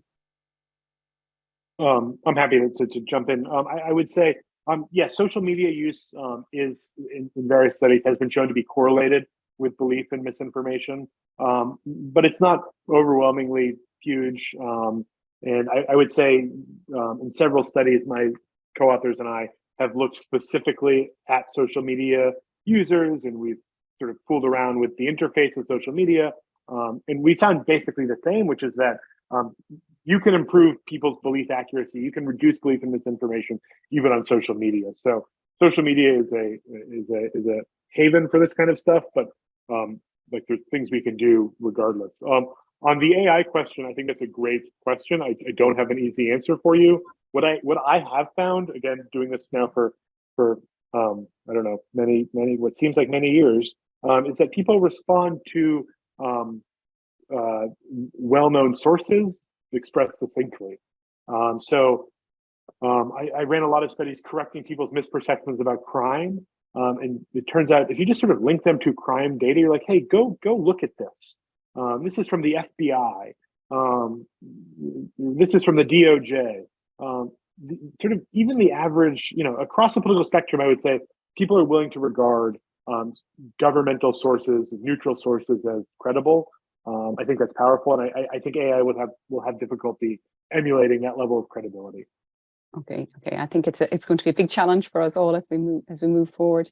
And another theme that came through was the kind of need for prioritization of research and innovation funding, and our sponsors would be very interested in this, and how we can use prioritization of research and innovation funding to tackle food system transformation. So I might ask Joachim and Bill to come in on that. Happy to. Let me connect also to the previous question, AI. We should also keep in mind what AI and robotics can do to efficiency in the food system, and do already, not only in large-scale farming and in value chain improvement, but also in smallholder farming. On the way forward to prioritize, priorities for food systems transformation must be context specific. Food systems differ a lot across countries. The opportunities have been mapped out in the country strategy, so-called pathway reports that emerged from the UN Food Systems Summit in more than 100 countries, and more coming in there. So I think that's important. Let me connect that question to also the previous one on education. We have a huge problem which we need to address. There were school shutdowns in many countries of a year or even two, in East Africa and many other countries. So there are years or many months, school years missing in science education and basic science education. I want to see research on how will that impact on food consumption behavior. I think it opens up more damage by ultra-processed food addressed to young people who don't know what they're eating. Okay, thank you. Bill, do you want to come in on that? Sure.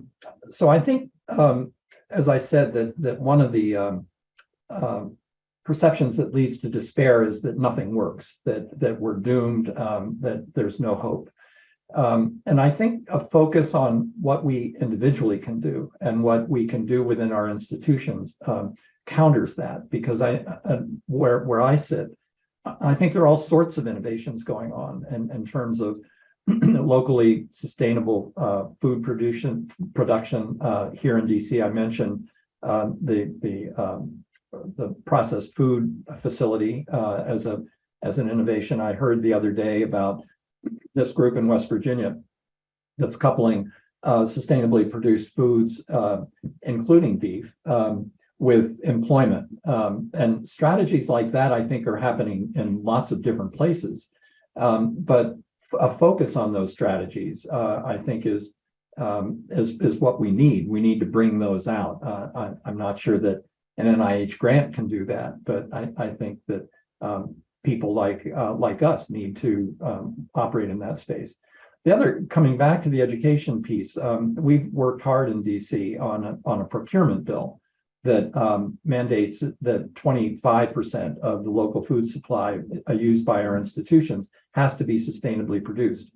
So that mandate comes with an educational piece. Why are we doing that? Well, that opens the door for the arguments about sustainably produced foods and the reduced impact of beef production, for example, on climate change, consistent with DC's participation in global networks around food sustainability. Very good. And while I have you on the floor, I will just ask one question that's come up in the chat about the meat consumption. So somebody's asking about, are you taking into consideration, or how we can take into consideration a reduction in meat consumption will contribute to iron intakes, especially among premenopausal women and adolescent girls? So I don't think I'm not calling for a total elimination of beef, because it is a good product. It's a great source of protein. It's a great source of B12 and an important source of iron. We're talking about reduction and redistribution and balancing. And there's some lands that don't lend themselves, for example, in the United States, to agriculture that are perfect pastures for beef, and utilizing an environment that otherwise would not be used for food production. But as Jess pointed out, we are massive overconsumers of beef in this country, and reducing that to a lower level and redistributing beef, I think, is the solution. Very good. So it's and I guess keeping that whole nutrition in view as well. So it's not, you're not saying to remove it completely, but we're thinking of a holistic approach to nutrition. And then I guess then we asked everybody to be very focused on solutions, and to try not to be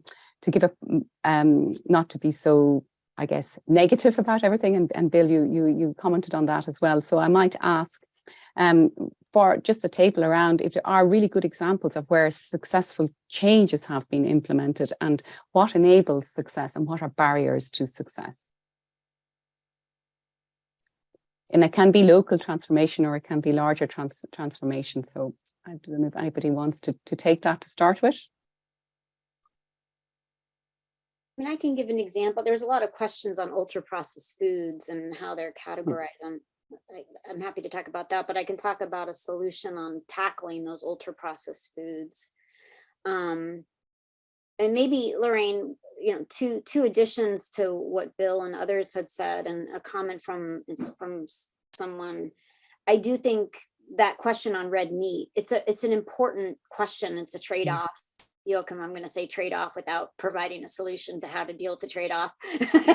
But, there is the substitution effect. I mean, there are we're not really accounting for blue foods and the importance of blue foods. Oysters, mussels, really important sources of absorbable iron. Bivalves, very sustainable. Eggs, sardines. We have a lot of other options where we don't need to overload so much on the red meat. So, and on the education side, I really appreciated the comment from GC. I hope I'm saying that right, or GC. Another important education piece, and I think is now finally coming to the mainstream after years of ignoring, probably purposefully, as Indigenous people's knowledge around foodways and how the tradition of how food can be used, the nutritional value of foods, how foodscapes should be managed. So I think the whole area of the incredible, deep historical to present day knowledge of Indigenous peoples and food systems is finally being recognized and should continue to be mainstreamed into all of our scientific thinking. On solutions, the ultra processed foods are really interesting. It's a growing body of work. They were classified by using something called a food categorization system called NOVA, which put foods into 4 different processing categories. Ultra processed foods are those foods that have a myriad of additives and not really considered whole foods. There's a whole body of evidence, and Bill hopefully could back me up, but that there's pretty detrimental impacts of high consumption of ultra-processed foods with a range of health outcomes. Their environmental sustainability is still questionable. There's some work going on of the impact of those foods on the environment. I think that's very early studies. The addictive nature of these foods, still very early studies. Chile provided an interesting example of how to go against these ultra-processed foods. They created warning stickers, stop signs on the front of packages if these foods were high in salt, sugar, and fats, to warn and educate consumers purchasing those foods. But those warning labels, if a product had those warning labels, they regulated that food. They weren't allowed to advertise that food on TV during certain hours. They weren't allowed to sell the food in schools.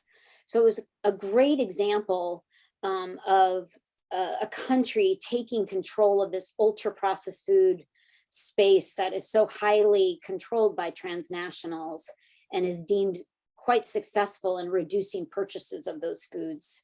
And a lot of other countries are looking to Chile as an example. The question is can we do the same for environmental sustainability labeling? Exactly. Could you have a label on the front of it like that? Yeah, no, that'd be very interesting. Joachim, you wanted to come in, I think. Yeah, I think we should take note that the food system is transforming. It's actually transforming quite quickly.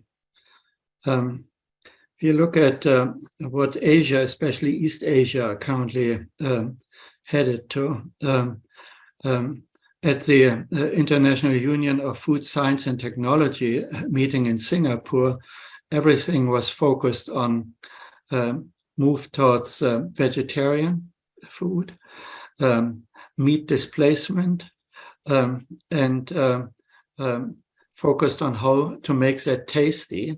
So there is actually some conflict between going out of meat and also out of fish towards protein-based foods with a meat or fish taste, and making that ultra processed. So that's what the big food noodle companies, etc., are headed to in Asia, in China, in Indonesia, etc. So we should watch this. The transformation, I think, of the world food system is moving from east to west in this case, rather than from us in Europe or North America.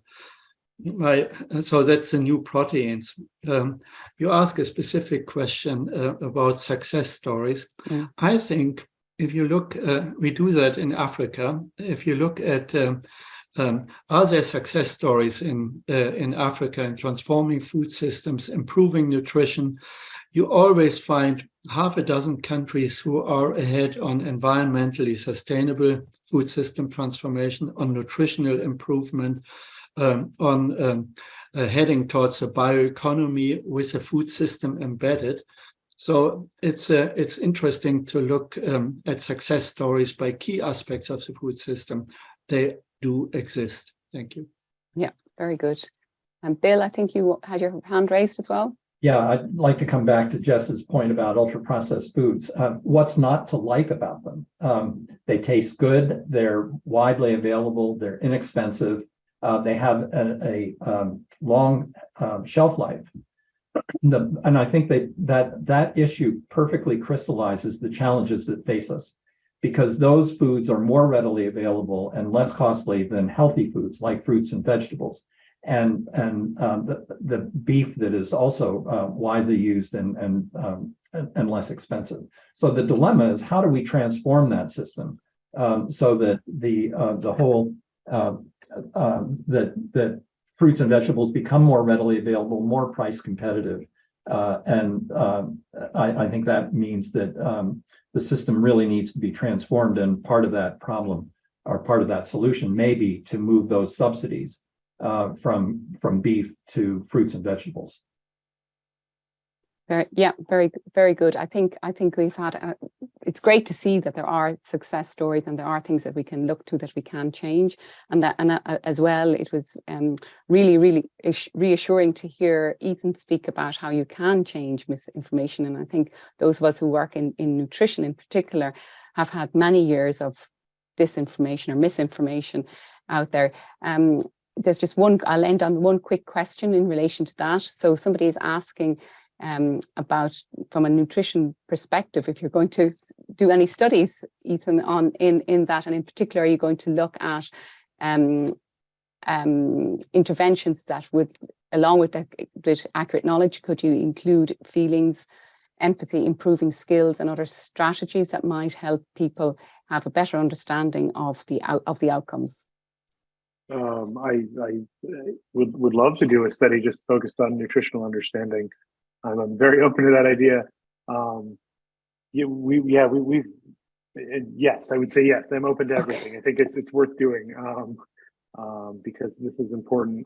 Can I just say one last thing? You can indeed. Yeah. Okay. So I sometimes think when we think about misinformation, we all know that one person who believes very false things.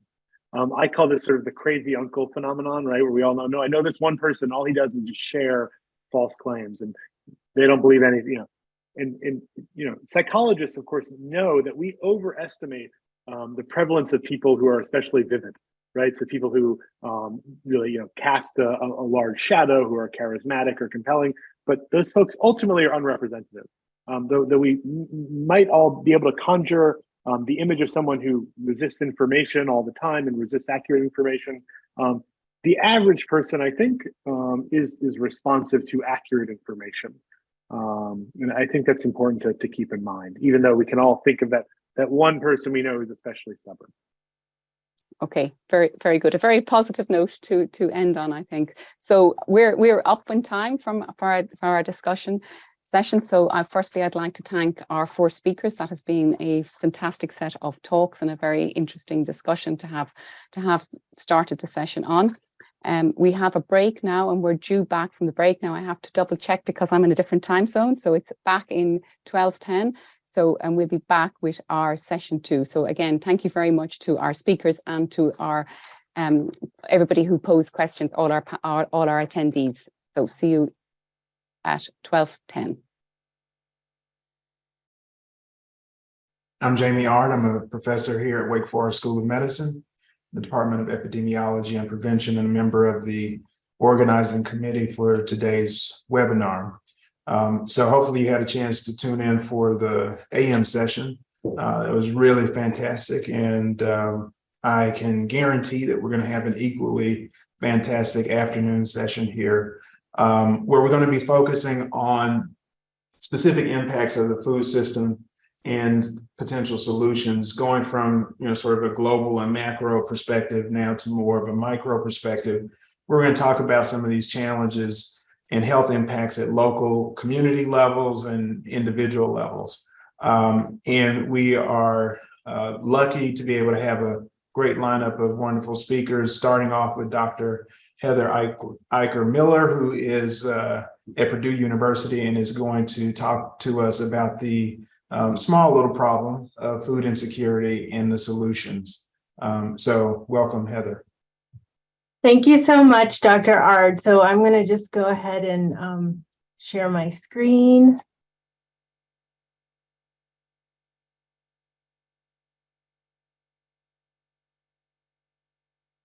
Okay. And is everyone able to see it? Yes, we can. Okay, great. So I'm so honored to be here, and I'm going to be talking about, as Dr. Ard mentioned, food insecurity and focusing on solutions. So just to kind of contextualize this, I want to just make sure that everyone's aware when I'm talking about food insecurity in this talk, I'm thinking about this at a household level. So food insecurity in the household context means not having enough nutritionally adequate or safe food, or not having the ability to get acceptable food in socially acceptable ways. And so we can measure this using a self-reported survey that's been worked on for a long time and validated, and it's included in our census surveys. And our current estimates of US food insecurity in households is at 10%. When we break that down to different kinds of food insecurity, we can see that about 6% of those households have low food security, where something in their diet is different because of not having enough money for food. So maybe the kinds of foods they're eating are different. They're trying to save money. The other portion, which represents about 4% of all US households, are at very low food security, which means they're actually, not only are their diets different, but they're decreasing the amount of food. Someone in the household is not eating enough. And so, as you can imagine, in these situations, diet is going to look different and the diet quality is going to be different. So, we think of maybe an optimal diet as being 100% adherent to the diet that's outlined in the dietary guidelines for Americans. And we could score that at 100%. All of us as Americans are not doing a great job at meeting that diet. Our diet score would be around 56. Of course, it varies for different population, age groups, et cetera. But when we look at the food insecure group, they have a notably lower diet quality of a score around 46. And we can, when we look at the diet's components, we can see less fruits, vegetables, really important parts of that diet that are not consumed in high enough amounts. So this translates to nutrient intake as well. It's important that all of us are meeting the average requirements as a population to sustain health for nutrients. And when we look at the food insecure population in the US, we see that a huge percentage of them are not meeting critical nutrient intakes or the adequacy for those intakes. So here we see in this graph, I highlighted magnesium and vitamin D because up to 80% of the food insecure group are not consuming them in a great enough amount. And of course, if we would look at different subpopulations or age, sex, look at other characteristics identifying food insecure subpopulations, we might see some different nutrients come out. So, one of the challenges with nutrition security is that diets are different. And so we can't just say the same kind of poor diet for every single group. But we can say that, on the whole, food insecure groups are not meeting dietary guidelines. And all of this, of course, translates to it's a high nutritional risk burden, and it's going to translate to a high health burden as well for those chronic diseases that have been mentioned in some of the other talks. So we can see a greater prevalence of cardiovascular and heart diseases, diabetes, cancer are big ones among the food insecure population. And then, of course, the inability to manage these conditions as well. So we have persistent food insecurity in our population, and that's despite our food supply. Really, we make enough food to feed everyone. It's just that it's not reaching a lot of groups. And here you can see graphed our food insecurity prevalence over time. And we really haven't been able to go below about 10% being food insecure.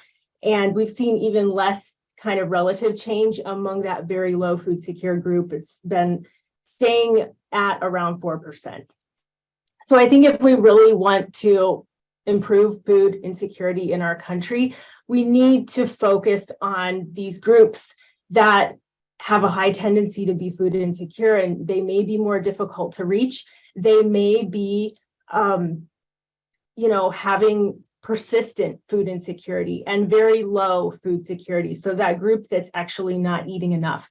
And these groups are having certain characteristics. So some of these have been mentioned before. We see households that have kids in them. So it's affecting a lot of children, households headed by women, households that are headed by someone of African American or Hispanic race ethnicity, and then also households that have low incomes have the greatest prevalence.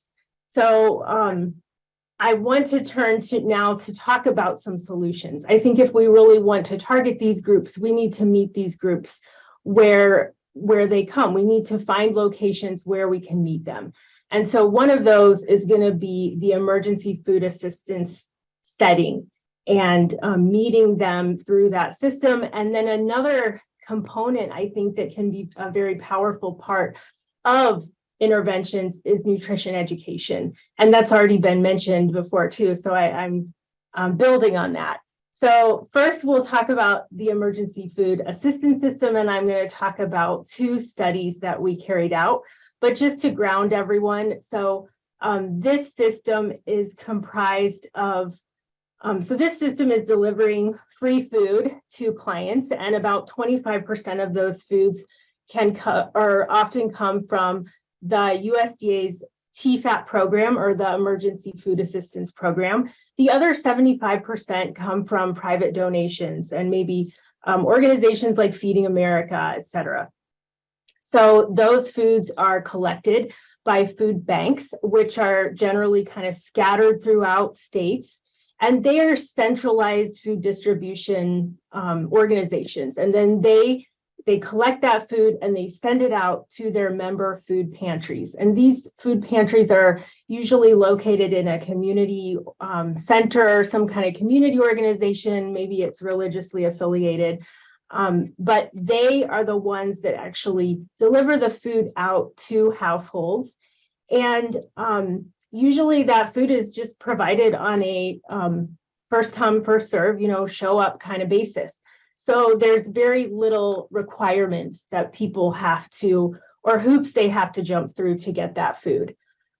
This food is a significant source for people who use pantries. We found in our research that about 40% of dietary intake can be coming from the food pantry for people using it. We also see 2 different kinds of groups of people using food pantries. One is using it more as an true emergency. So like maybe someone lost their job, or they had some family members join their household and they no longer can feed everyone in their household. The second group are those that are really relying on the food bank, on the food pantry on a routine basis. So they're not making enough income. They don't have enough resources to continuously feed everyone in their household. And so they're including this as part of their normal routine for getting food. And this group of clients has really increased over the years. But both groups are really, they're actively reaching out for resources. So I think that makes the food pantry and this population a great group to try to intervene in, and a great group that might be very responsive to other kinds of resources. So when we, just double check, are food pantry clients food insecure? The answer is yes. So at a national level, we see about 58% food insecurity among those who use food pantries. Of course, you also see that food secure group who are using the food pantry to maintain their food security. And then we also see, again, low diet qualities. In different studies, we've seen diet quality going all the way down to 39. Again, compared to our US average of like 54, 56, 59, somewhere around there. We also see a very high chronic disease burden among food pantry clients. And diabetes, high cholesterol, heart disease, and stroke are more than double US estimates in some studies. And so this is an optimal an optimal place to intervene and try to solve some of these problems. So now we'll turn to two interventions I wanted to highlight that we carried out that were really targeting multiple levels of the emergency food system. And so it was kind of taking a systems approach. So the goal of both of these studies was to improve food security. And this first one I'll talk about, Voices for Food, we were also trying to improve diet quality. And this was among rural Midwestern food pantry clients in 24 pantries in 6 states. And we surveyed over 600 clients for this study. So our intervention comprised of offering a toolkit and education to set up food policy councils in all of our communities that were included in the study. And then these were focused on improving food security and the food system in these communities. We also delivered nutrition education to the staff and volunteers at the food pantries themselves. And then we introduced, we promoted a client choice style of food distribution in those food pantries. So instead of just giving people a handout or bag of food, they could shop for their food. And we tried to improve the health profile of the foods in those pantries. Finally, we also introduced nutrition education for the clients, and that could empower them to make healthy choices when they were selecting those foods for themselves.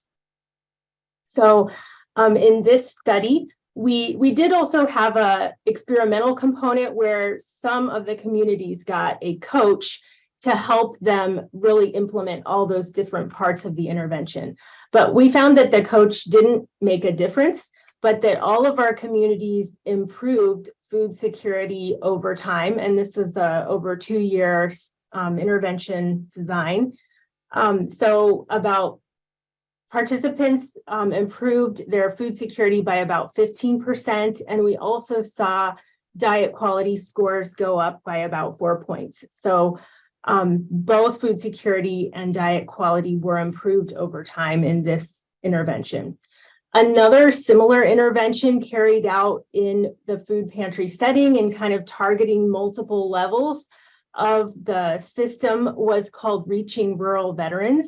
And this was in 10 food pantries in Indiana and Kentucky. Again, our goal was to improve food security, and we wanted to also improve resource use or connect rural veterans with programs that they were eligible for, but maybe they just weren't using. And so in this study, we created an outreach intervention at the food, at those food pantries. And then we invited like community resource support, SNAP presence, and presence from the VA and other organizations that veterans could use to come to these events that were celebrating veterans. And then we also provided education and training to the staff of the pantries and to the clients themselves. And after this was a little shorter term kind of intervention. It was 6 months long, but it was still over the, some months. We also found improved odds of food security by about 10% among our group of rural veterans, and increased use of resources by 11% after this intervention. And that included things like SNAP, TANF, and school meals to kids and stuff like that. So it was a combination of a lot of different resources together. But the implications of this, I think, are showing, and there's other interventions that in food pantries that have also been shown to be effective at connecting people with health resources. I think this makes a strong case for interventions and connecting this group that may have very low food security we can meet them at food pantries and try to get them connected to other programs. So there's a high potential to serve this very low food secure group here. Food pantries are present in almost all communities and even very rural areas. And so they can reach low density populations.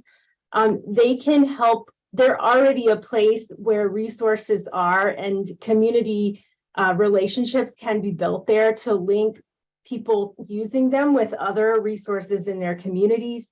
And they have this existing infrastructure. So, and they're also a great context to intervene around food and nutrition.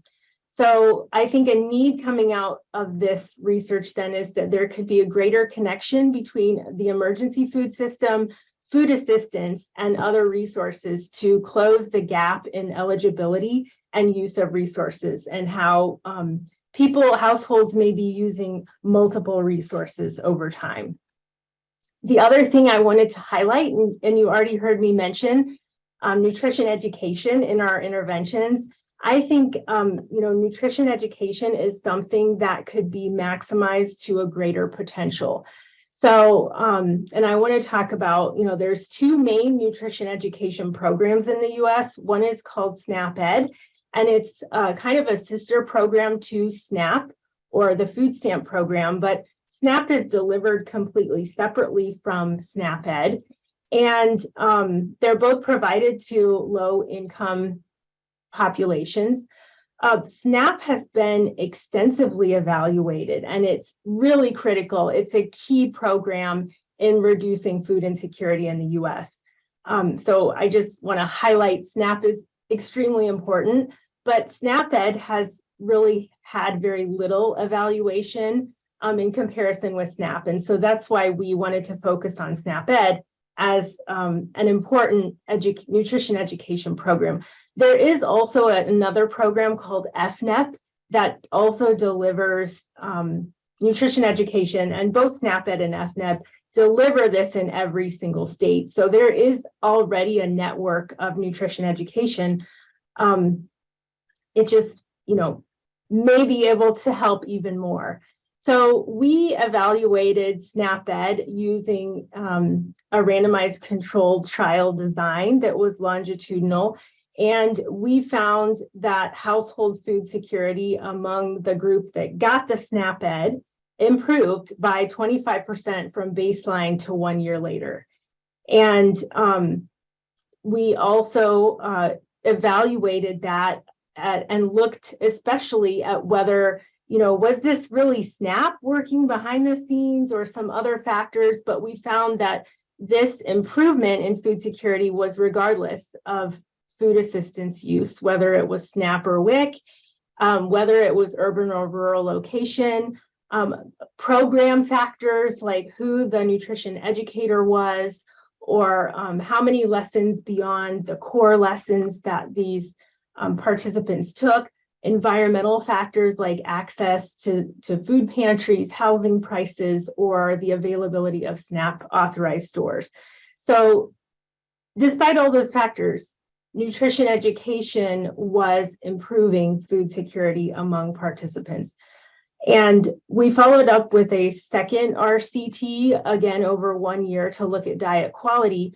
We didn't see an improvement in adults, but after, kind of thinking about that, and then also the fact that in most food insecure households, people save more healthful food for children, we were thinking, oh, well, maybe we're just, measuring diet quality in the wrong group. Maybe we need to look at diet quality among children to see if they're the ones who are really benefiting from that effect. So that's what we're engaging in right now. Another RCT looking at food security, diet quality in kids in a randomized controlled trial of SNAP Ed. So the implications of this are that nutrition education could be effective and perhaps a bigger part of the solution to food insecurity. Nutrition education promotes healthful dietary choices on a budget that can empower families to make those choices for themselves. Only they know their taste preference, their culture, their health needs for different kinds of foods. And so it's important that they can learn about maximizing their food dollar per nutrition to make those choices themselves. Also, SNAP Ed reaches a group with prevalent food insecurity, but it could reach a greater piece of that population. And it was also remarkable that nutrition education to only one adult in the household could improve food security in the long term to everyone in the household. So I think a need coming out from this is to expand the reach of SNAP Ed and further investigate how this program might be able to be combined with other programs or more long-term evaluation of what's going on, the dynamic of food insecurity in the household, and how multiple programs are used. So in conclusion then, if we're thinking about solutions to food insecurity, I think interventions through the emergency food assistance system and especially focusing more on nutrition education could be effective to improve food security. So building on interventions at food pantries, nutrition education, and multiple program use may be an important focus for the future. Well, thank you, Dr. Iker Miller. That was wonderful as promised. And please stay around for questions as part of the panel discussion. Lots of good questions coming in through the Q&A. So let's move now to Dr. Marie Spiker, who's going to talk to us about food systems and pandemic lessons learned. She's joining us from the University of Washington School of Public Health. Dr. Spiker. Great. Thank you for the introduction. I'll just take a moment to start my screen share. And are you seeing a full screen title slide there? Yes, we are. Okay. Thank you. Thanks so much. All right, so it is a pleasure to be here. I want to thank the Standing Committee for inviting me and for being so thoughtful in putting together all of today's events. All of the panelists really build on each other's work. So thanks to Dr. Iker Miller for kind of getting us oriented here in the US and laying the ground, great introduction to issues of food insecurity, which I'll definitely be building on.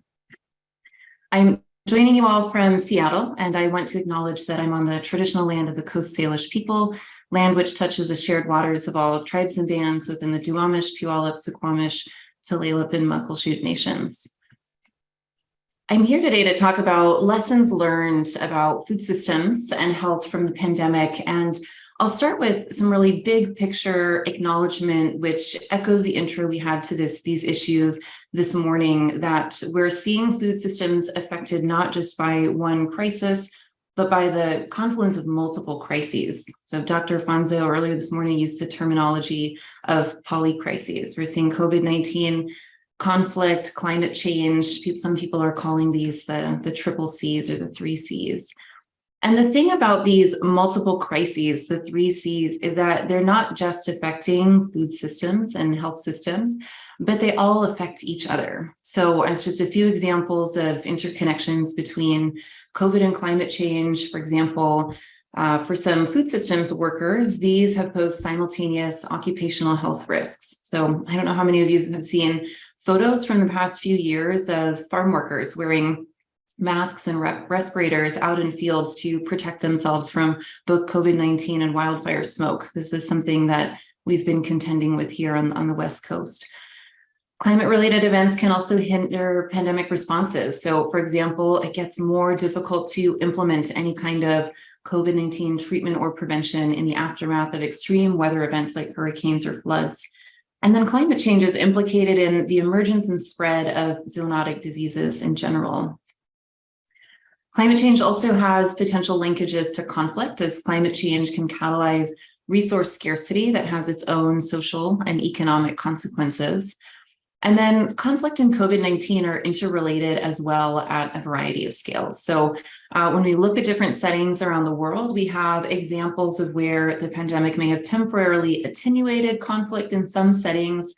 For example, while there were movement restrictions in place, but it may have actually intensified conflict in others, depending on what was going on. When we look within settings with conflict, these are settings where health systems infrastructure in general is limited. So again, more difficult to implement any kind of strategies for public health, not just related to COVID. And then at the household level, gender-based violence can be affected by shifting social and economic dynamics that are due to conflict, COVID, and climate change. So, for example, shifts in who's earning money or not, how they're earning it, how much time people are spending in the household, these things all can affect gender-based violence. So knowing that the COVID-19 pandemic is just one of these multiple intersecting crises affecting food systems, I want to shift to talking about ways that the pandemic has revealed connections between food systems and health equity. I'll be sharing some work from here in Washington State, where we've got a fantastic team of food systems and public health nutrition researchers at the University of Washington, with some partners at Washington State University and beyond. The team shown here are those who have been involved with a series of 4 statewide household food security surveys conducted in the past 3 years, as well as a more comprehensive report on how the pandemic has affected our state food systems. I especially want to highlight Dr. Jennifer Otten's leadership on both of these major projects that I'll be describing. She's led this interdisciplinary team with so much vision and foresight, and all the work I'm going to describe today just simply wouldn't be possible without her. So if you're finding yourself thinking, what does Washington State have anything to do with where I live? We do have some unique characteristics, but also things that are quite transferable, I think, to many other settings around the US and beyond.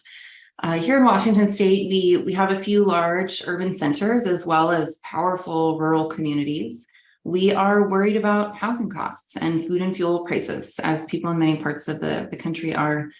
We have this mix of coastal and inland ecosystems. We have some major port cities.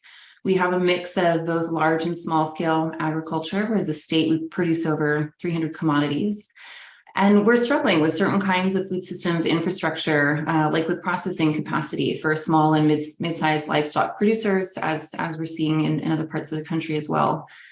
Our state is really thinking about climate impacts and climate resilience. So we're seeing impacts now of climate-related events on food producers and farm workers. And we're thinking about how these impacts are going to shift in the coming years. We're thinking of things like, is the agricultural landscape in Washington going to start to resemble that of Northern California at some point? At an institutional level, we have, uniquely, we have these close ties between our state departments of agriculture and health, which have both played an active role in mobilizing food systems responses throughout the pandemic. We have some large anti-hunger networks in the state that have displayed just really impressive coordination with each other throughout the pandemic to reach the state's diverse geographies and populations. Our state has established a food policy forum with cross-sectoral representation. So I just wanted to set the stage here about what's going on in Washington State, and the findings that I'm going to share here are, in many ways, they reflect patterns and relationships that you might see where you are as well. So just under 2 months ago, we closed the 4th round of statewide household food security surveys that we have fielded since the pandemic began. You can use the QR code or the link at the right side to view all 12 policy briefs that we've published to date. And our latest round of survey results reflect what I think is being experienced in many parts of the country. So in our sample of just over 5,000 Washington State households, where we oversample for lower income households, we are finding that food insecurity continues to persist, with disproportionate impacts on households of respondents who are Black, Indigenous, and people of color, as well as larger size households, households with children, those who don't own their homes, and lower income households. We're seeing strong socioeconomic gradients in the use of food assistance programs such as SNAP, WIC, food banks, and pantries, as well as new models that have developed, mobile food banks and pantries and food boxes.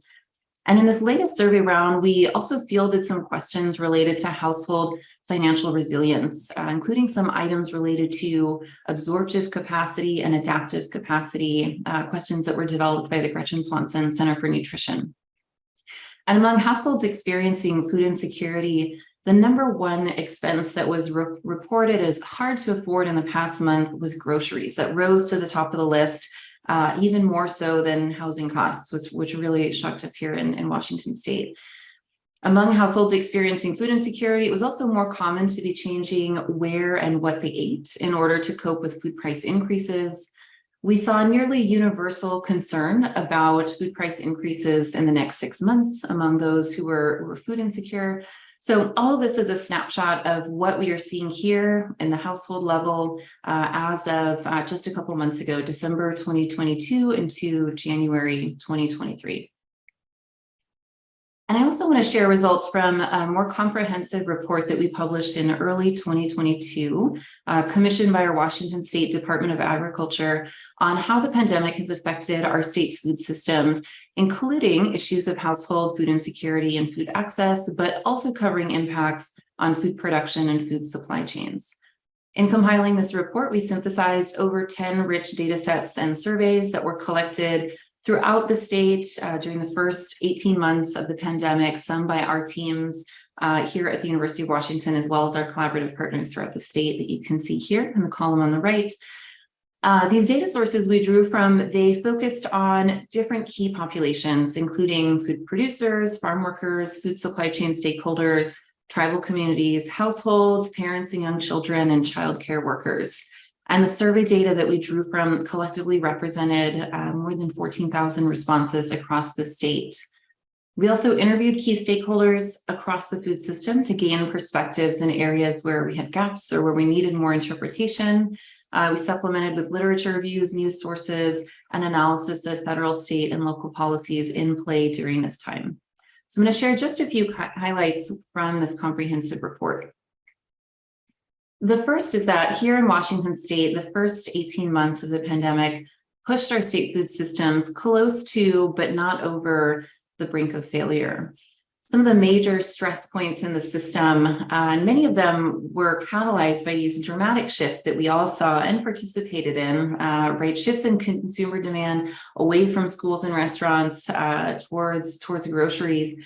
Some of the stress points catalyzed by this were, or the stress points that were revealed were things like our formerly very efficient just-in-time supply chains, a lack of diversification and flexibility in marketing channels, and infrastructure limitations. So, for example, meat processing was at its max capacity.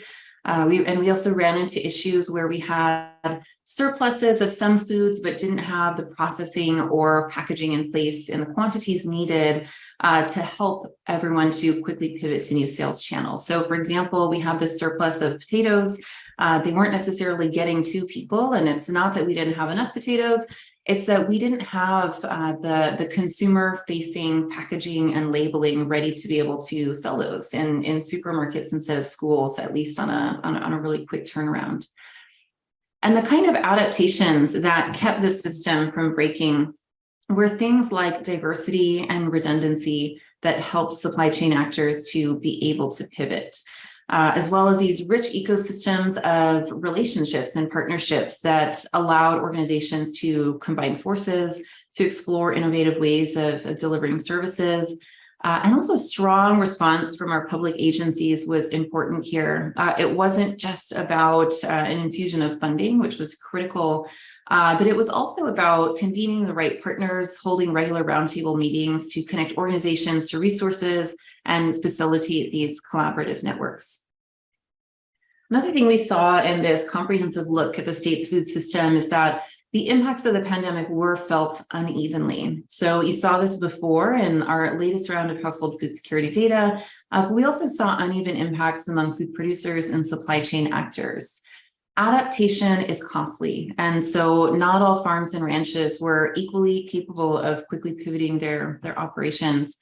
Same thing with restaurants, where we saw over 2,000 permanent restaurant closures in just the first 6 months in our state alone. And then at the household level, I've already described some of the disproportionate impacts of food insecurity. We also saw and continue to see hunger relief networks under a myriad of stressors. These stressors continue, especially in this moment.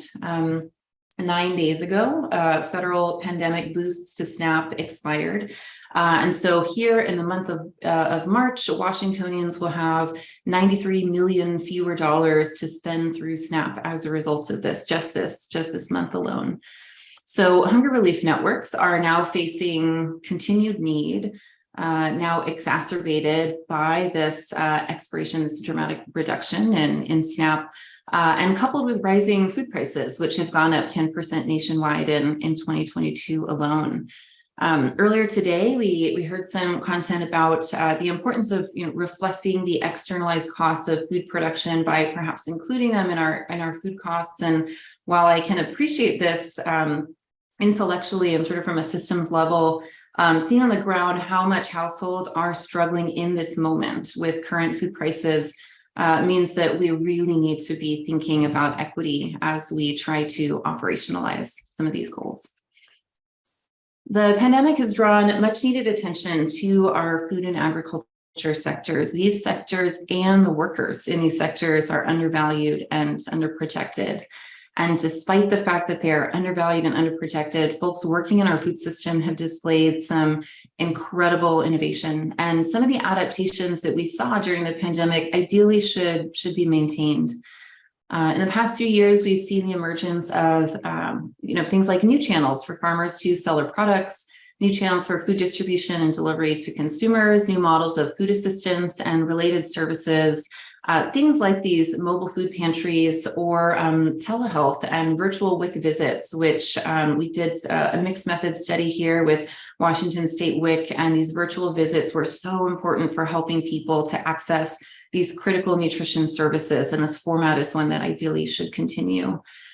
To maintain these adaptations, we first need to know which ones worked, which ones were actually helpful.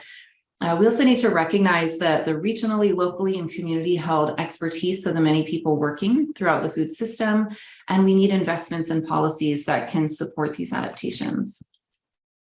And then lastly, one of the lessons learned here in Washington State is that we can continue to be open to change, and we can recognize the importance of systems. The pandemic has shown a light on the importance of root causes, the importance of critical food systems infrastructure, and of the networks of people, relationships, social capital that run that infrastructure. The pandemic has also demonstrated that one size does not fit all, and there's resilience to be found in diversity and in redundance. And the highlights that I've shared here are just the tip of the iceberg of what I and many researchers are doing to document our food system successes and failures throughout the pandemic, to make sure we're collecting data that sets us up for building these kind of systems that we want to see, and thinking carefully about how that data can represent and support communities who are most impacted. So just a quick summary of our highlights here, and again, encourage you all to check out the report for more information. So in the last bit of my time here, I've been talking about a single state. We're here in the upper left corner of the country, but the lessons we've learned in Washington State are applicable in other settings as well. I started by sharing data on household food security, and then sort of zoomed out to these interconnected parts of the food system, our producers, distributors, retailers, hunger relief networks. And throughout the pandemic, we saw these interconnections and we saw all of these cascading impacts, right? Consumers would shift their behavior, and as a result of that, producers would be forced to pivot. And in order to pivot, they really relied on having processors and distributors in place to be able to support that. So, echoing the intro to this morning provided by Dr. Lee, thinking about, what makes a system, these different components, they are not separate and independent. And we can't have a conversation about household food security without also talking about food prices and drivers of those prices and impacts that are being felt by farmers and farm workers. When we have food systems that aren't resilient, systems that start to strain and crack under pressure, it's not that the whole system is at risk of just immediately collapsing and there will be no food for anyone tomorrow. It's that people who are already most vulnerable will feel the effects first, and they will feel the effects the most.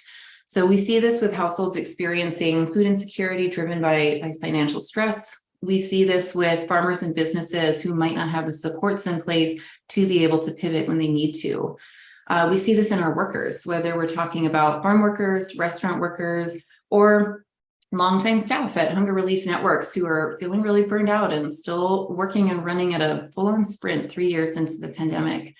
So building a resilient food system is a question of equity. When we build systems and we know those systems can't flex, we are building systems knowing that more vulnerable groups are going to bear the brunt of absorbing any disruptions that come along. So if we care about health equity, we have an obligation to be working upstream, to work on building resilient systems that don't place so much strain on people who are already under pressure. My last couple minutes here, I don't know that I have an answer for you about what it takes to build a resilient food system, but I do want to offer some thoughts on one piece of the puzzle, which is where research fits into all of this and how research can help us to cultivate these food systems that do promote health equity. We need to grow funding mechanisms that allow us to build long-term research capacity while also being agile and responsive. So the findings I presented from Washington State were not funded by federal grants. They were funded by state agencies and philanthropic funders who stepped in quickly and were willing to sponsor work that was immediately relevant to identified needs of policymakers and communities. And I'll be blunt, if this research needed to have been proposed through a federal funding agency first, the findings would have been released literally years too late. As I think about some of our recent work and how it's unfolded, in just the 3 weeks since our latest findings on household food security have been released, they've already informed the ongoing legislative session here in Washington State. Because our funders asked for this research and they were ready to catch it and immediately share it with people who needed to see it. The day after our last brief was released, Washington House Bill 1784 was passed in our House. If it passes in the Senate, the state will be able to mobilize $28 million worth of funds for hunger relief organizations, fruit and vegetable incentive programs, and senior nutrition services to help fill some of the gaps that we're seeing.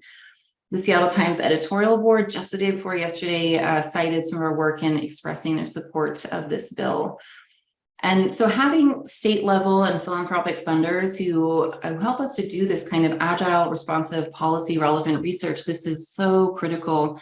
And I'm really, really grateful for the foresight, especially of our Washington State Department of Agriculture in supporting this work.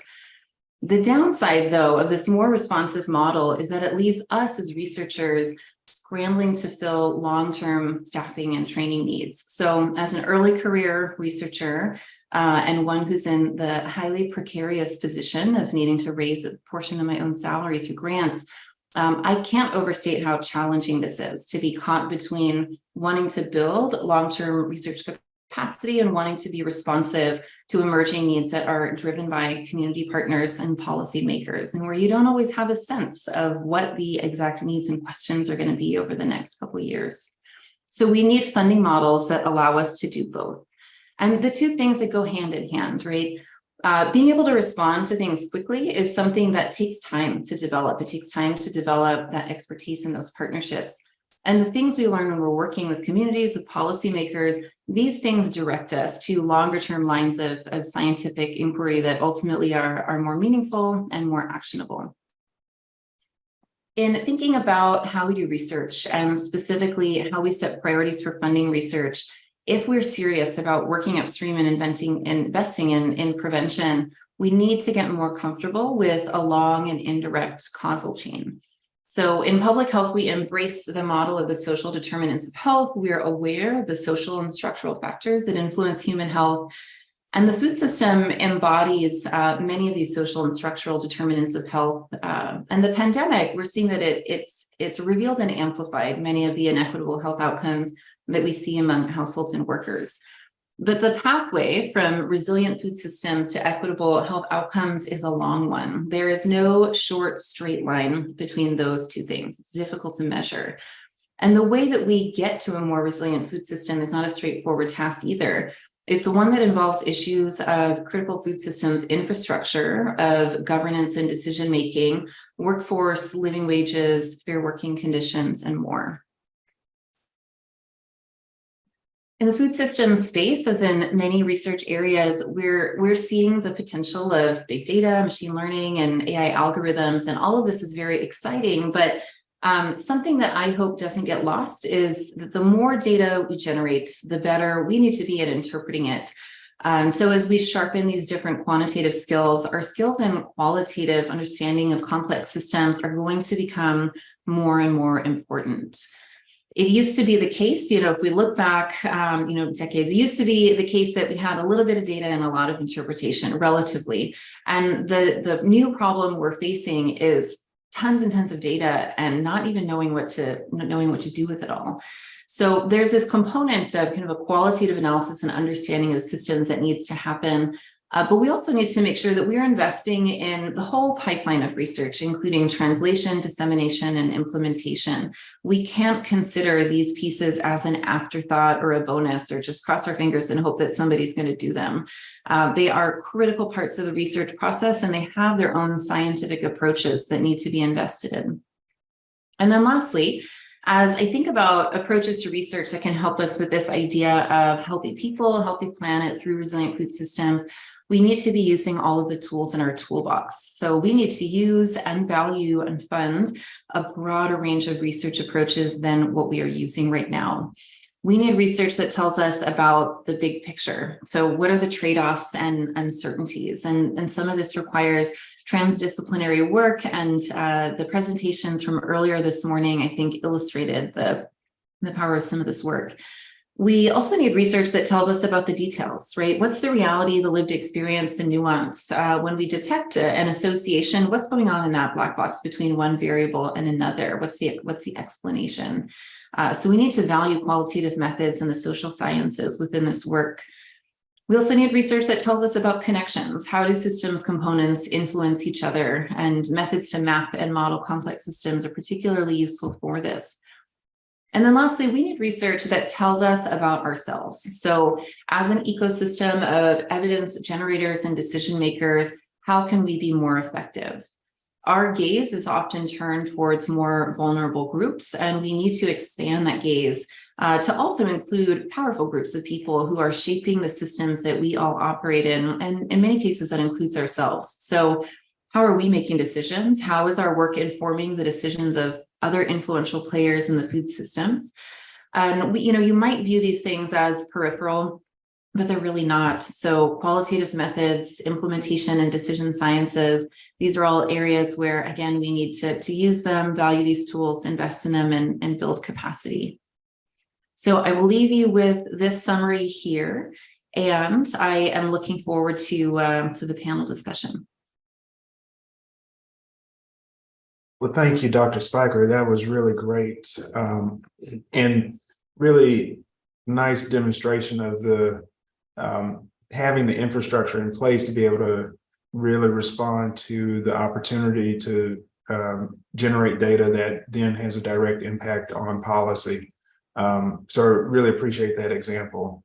Let's move on to our next presentation from Dr. Kayla De La Haye, who's going to be coming to us from the University of Southern California and discussing integrating and harmonizing food systems data. So a great segue from Dr. Spiker's presentation. So Dr. De La Haye. Thank you. Are you seeing my slides? Yes. Great. Thanks a lot. So thank you for the opportunity to be a part of this important conversation. It's been a great morning and has got me thinking about a lot of ideas that have been shared. I'll really build off what Dr. Spiker was just speaking to around data and the value of that to tackle some of these problems. But first, I want to start by framing the work that I've been doing, which is really focused on promoting healthy eating. I work in public health nutrition, and as has been shared by other speakers today, this is an important focus in public health because poor diets are a major public health risk, both globally and in the US. And poor diets are a major cause of a lot of health disparities and the huge gaps that we see in our society between who gets to enjoy good health and who does not. Unhealthful diets are one of the leading risk factors for cardiometabolic diseases like heart disease and type 2 diabetes, and a leading cause of death worldwide.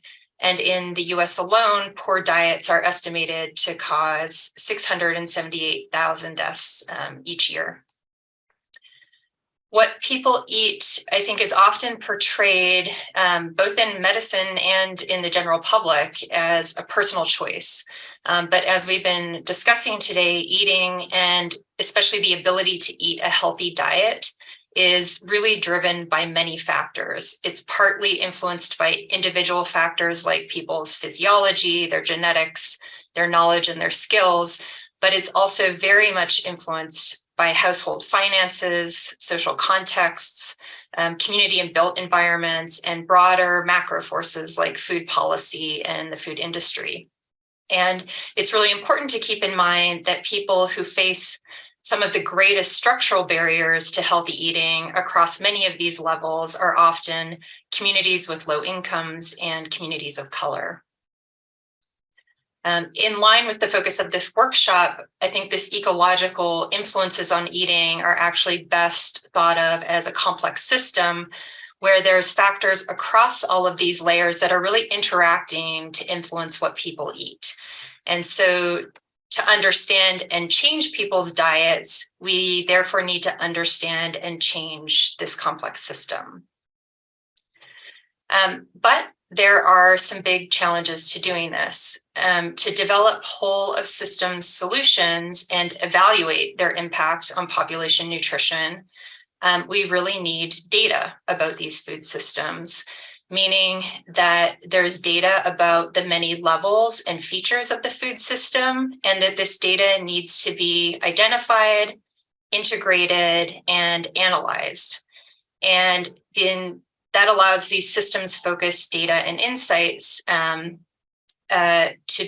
come together in a research perspective, but a critical focus, as has been mentioned by many folks today, is that we also need strategies to communicate and translate these insights to people working on food issues so that they have a real world impact. So I'm going to share sort of a case study of what our team in Los Angeles has started to do to tackle this challenge. And we've really adopted a local focus on Los Angeles County. LA County is home to 10 million residents with very diverse demographics who live across more than 4,000 square miles of a very diverse food landscape. Poor nutrition and diet and many related health disparities are major concerns in LA. Prior to the COVID pandemic, just 15% of adults in the county were eating the recommended 5 servings of fruits and vegetables every day. About 1 in 3 adults and kids drank sugary beverages every day, and 27% of low-income households were food insecure. And then the COVID-19 pandemic hit, and it hit LA really hard and created an economic and health crisis, as well as a crisis in the local food system. And so our goal has been to understand this local food system crisis, particularly the last mile of the food system, where food gets from retailers and organizations to residents. And to really do this with a focus on getting granular and timely data about the system as it was changing abruptly.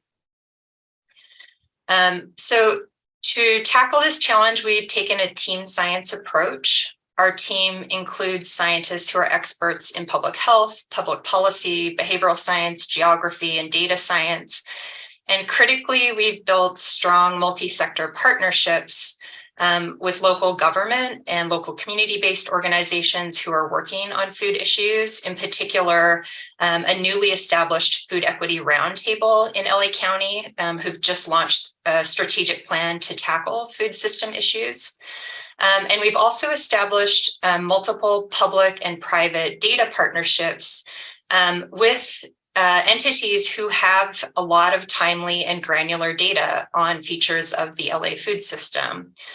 And one of the key ingredients for our team's success has been an office called the USC Public Exchange that's within our university and who is staffed by experts in building partnerships between academics and external public and private partners so that our work can have a social impact.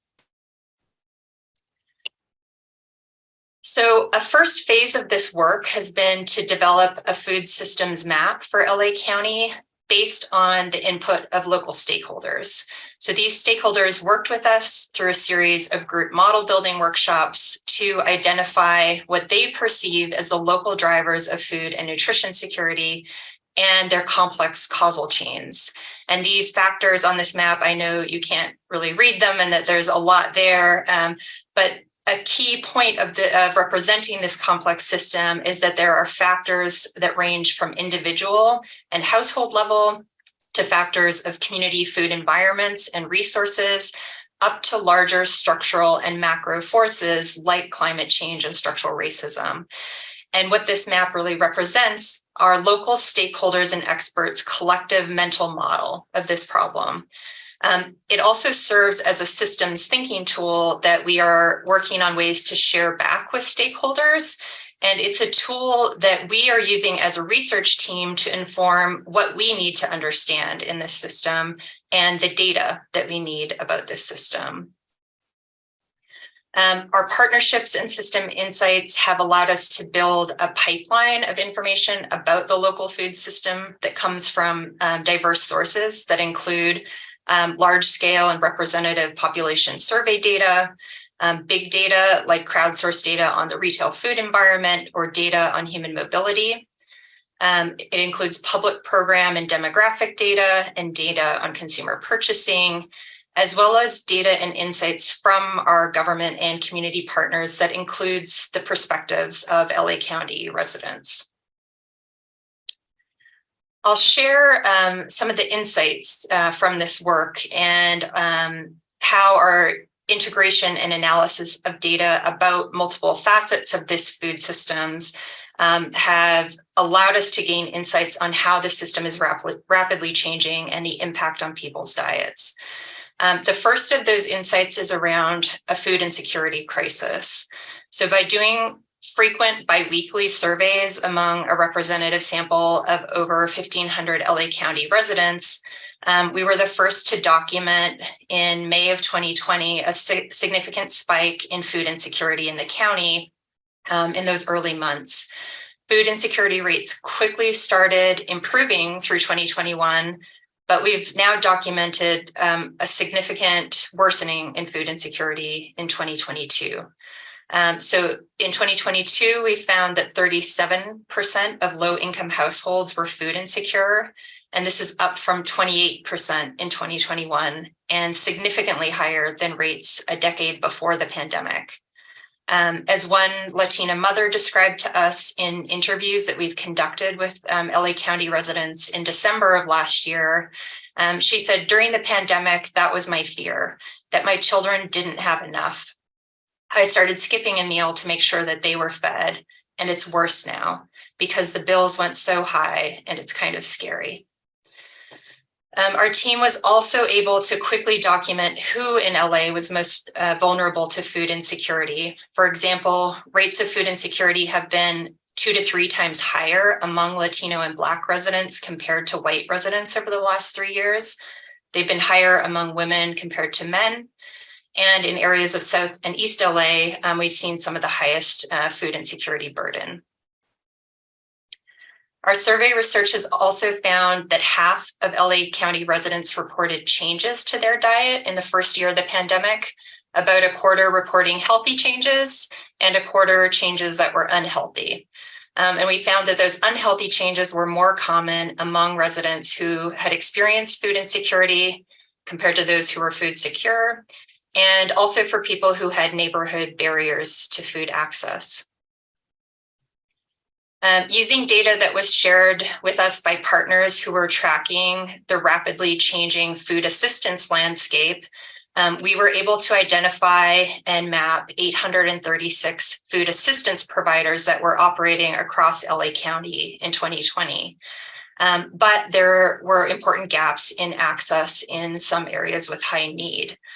So we were able to identify more than 350 census tracts in the county that faced a double burden of being both a food desert and a food assistance desert. So specifically, 1 in 4 county residents live in a census tract that's classified as a low-income food desert by the USDA.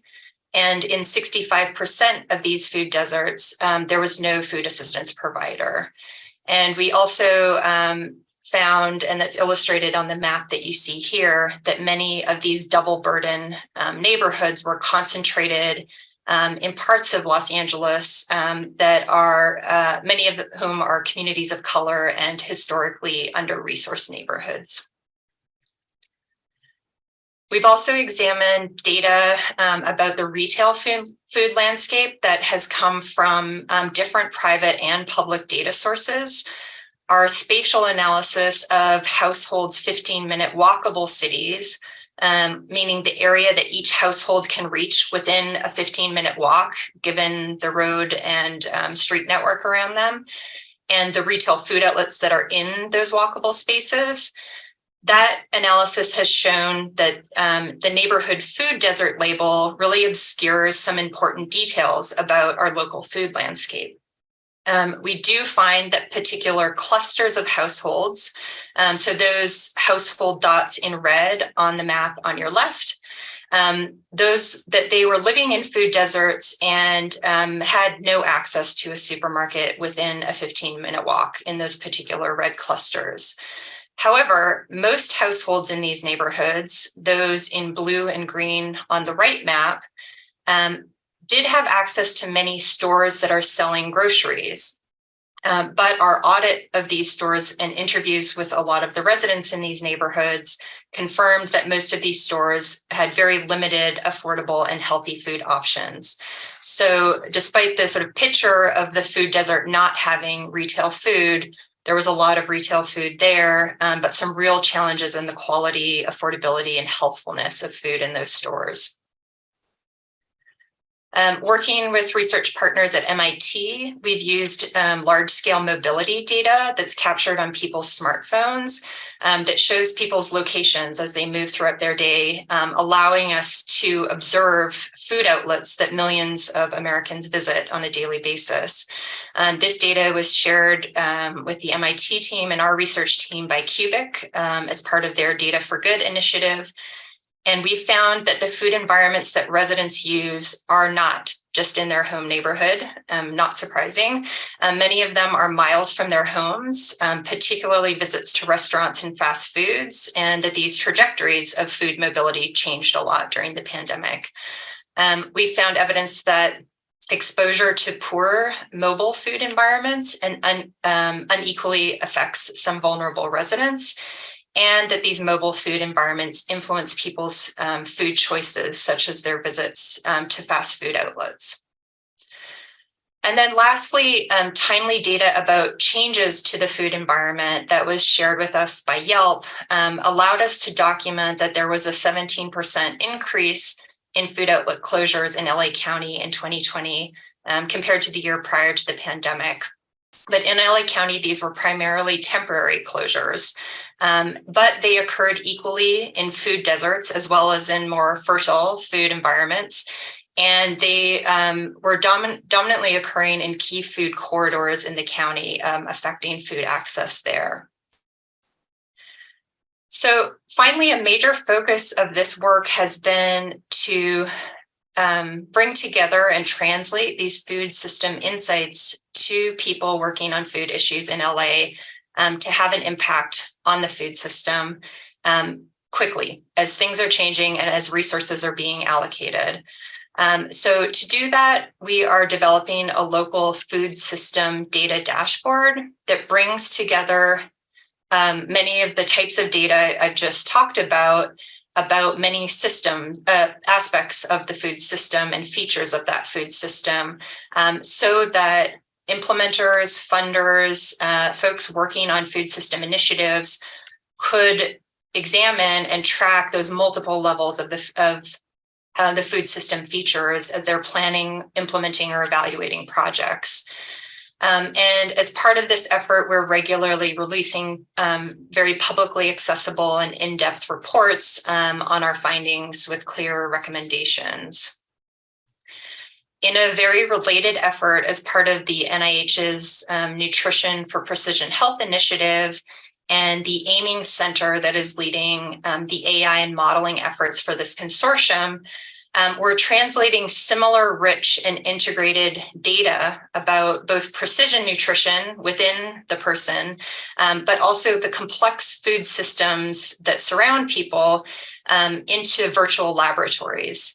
And so these laboratories will be simulation models that can be used to understand and predict the impacts of how precision nutrition science is translated. So for example, we could use these virtual laboratories to understand who will or will not be able to adopt tailored and individualized dietary recommendations. And critically, what changes to local and national food systems really need to be in place to ensure that precision nutrition insights could benefit all Americans. We've had some success in translating these food system insights and systems thinking tools into local impacts, helping to shape local food programs and policies over the last 3 years, sharing ideas with LA residents through local media, and showcasing this prototype for food systems change at the national stage at the White House Conference on Hunger and Nutrition. And so based on this work, we see some really exciting opportunities to empower researchers and implementers to adopt systems thinking tools and make data-driven decisions that could transform food systems. But to achieve this, we think that there are 3 big challenges to address, or at least 3 big ones to address. One is investing in food systems data infrastructure and data brokers. So acquiring this data really requires partnership building to build trusted relationships that are needed to acquire and aggregate public and private data. In particular, for private data, working with those providers so that they view this data sharing as something that is lower risk and higher value to them. And this will take money. There are data for good initiatives, certainly, that work well for one-off research projects, although seem to be becoming more challenging. But data purchasing is really needed to make the data access sustainable over time and accessible to multiple types of people beyond the life of a research project. We also think data brokers are really needed to set this up and set this data ecosystem up at a national level, so that this data acquisition and purchasing is done efficiently, and so that it can be accessible to people across the nation. In parallel, we think there needs to be investment in local food system science hubs. We think this model that we've been growing, that is a transdisciplinary, multi-sector, and community-engaged scientific hub, is one that has a lot of strengths and would advocate for that sort of structure. And the purpose of these scientific hubs should be to bridge knowledge and expertise from the first to the last mile of the food system. So really bringing together data and insight and expertise from production to food intake. And these scientific hubs would serve to have the expertise in utilizing this food food data ecosystem and translating systems thinking tools to their local environments. And then finally, we think an important consideration is planning very early to make these efforts sustainable and scalable. So the intention from early on would be that these are efforts that don't die off after a 3 to 5 year funded research project, but instead can be sustained perhaps by local government, by philanthropy, or perhaps by academia, in a way that is lasting and that there's continued investment. We're thinking a lot about how the local prototype that I've just shared with you, that we think really benefits from local input, local momentum for change, and some of the topics that folks have talked about today of, the capacity and potential for change to happen and then bubble up from these local levels.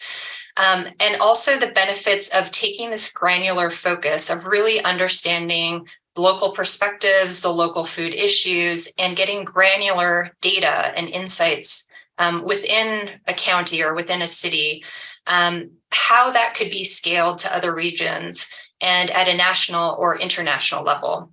And think that that's one big challenge to really keep in mind. So I will end there, and thanks for the opportunity to share this work, and I'm really looking forward to our conversation. Well, thank you so much, Dr. De La Haye. Again, just spot on and great continuation of the conversation here. I want to remind everyone in the audience to continue to submit your questions in the Q&A section of the Zoom call, of the Zoom meeting here. And we're going to move on into our last presentation for the afternoon here on the East Coast. It's my pleasure to introduce Ms. Holly Freistadt, who's coming from the Milken Institute and is going to be talking about a nutritious and equitable food system. So welcome, Holly. Thank you. Hello, everyone. I'm Holly Freistadt, the Senior Director for the Milken Institute for Feeding Change. And I'm just going to confirm my share. Sorry, my schedule's up. I apologize. I thought I cleared that. Okay. Great. So I want to first start with a thank you to all those who have gone in front of me in today's presentation. So we have 7 PhD doctors who have just presented, and then there's me. And what my perspective here is an implementer, a practitioner who's been on the ground in Baltimore City and now with the work of the Milken Institute, translating research and policy into implementation. So with that, I want to first start with, for 11 plus years, I worked for the city of Baltimore as a chief of food policy and planning. And while I was there, I want to give a few highlights, picking up on some key themes that we have seen from the other presenters today. So one key theme we heard was the importance of food governance, the local food governance. And so in Baltimore City, I was one of the first food policy directors and chief of food policy and planning for the city. And what was really important here is that we had the ability to create, prior to pandemic, so a department and division on food and food governance. And with that, we were able to look at food environment mapping in collaboration with Johns Hopkins Center for Livable Future. We looked at food environment mapping. And if you see here on this slide to the left, this was the food environment mapping. We originally called it food deserts and then changed the terminology to healthy food priority areas. But what's important is for 10 years, we were mapping the food environment, not just where the healthy food priority areas are, but what's on top of it. Where are the grocery stores? Where are the corner stores? Where's the food assistance, the food pantries, the meals, the summer EBT meals, and so forth. So we were getting and had a good pulse of what the food environment looked like in the city of Baltimore. And then we were able to look at how do we address solutions on the zoning code or the building code. You know, the building code, we changed the hoop house language. Zoning code, we made lots of different changes over the years related to the built food environment. And so we had a pulse before COVID hit of what the food environment looked like. And I would say probably that one of the most important things that happened was that in collaboration with the Center for Livable Future, we had a city food resiliency plan. And this was probably 18 months before COVID-19. And in that plan, we understood what the threats to the food environment would look like. And I remember working on this plan and thinking, oh, this would be a horrible day if all these failures of this food system happened, right? And I remember thinking of that. And then I reflected back after COVID and said, oh, these are many of the same failures of the food system we had to tackle during COVID-19. So I'm going to now quickly talk about what I learned while I was at the city of Baltimore, helping to lead the COVID-19 nutrition security response. And then I will transition the presentation to where I am now and the lessons learned. I can see here, you can see on my, sorry, I apologize. I think you can still see my screen. I apologize for that piece. Okay, there's a clean screen for you. So one thing to understand is the importance of data and mapping, and I cannot emphasize this enough.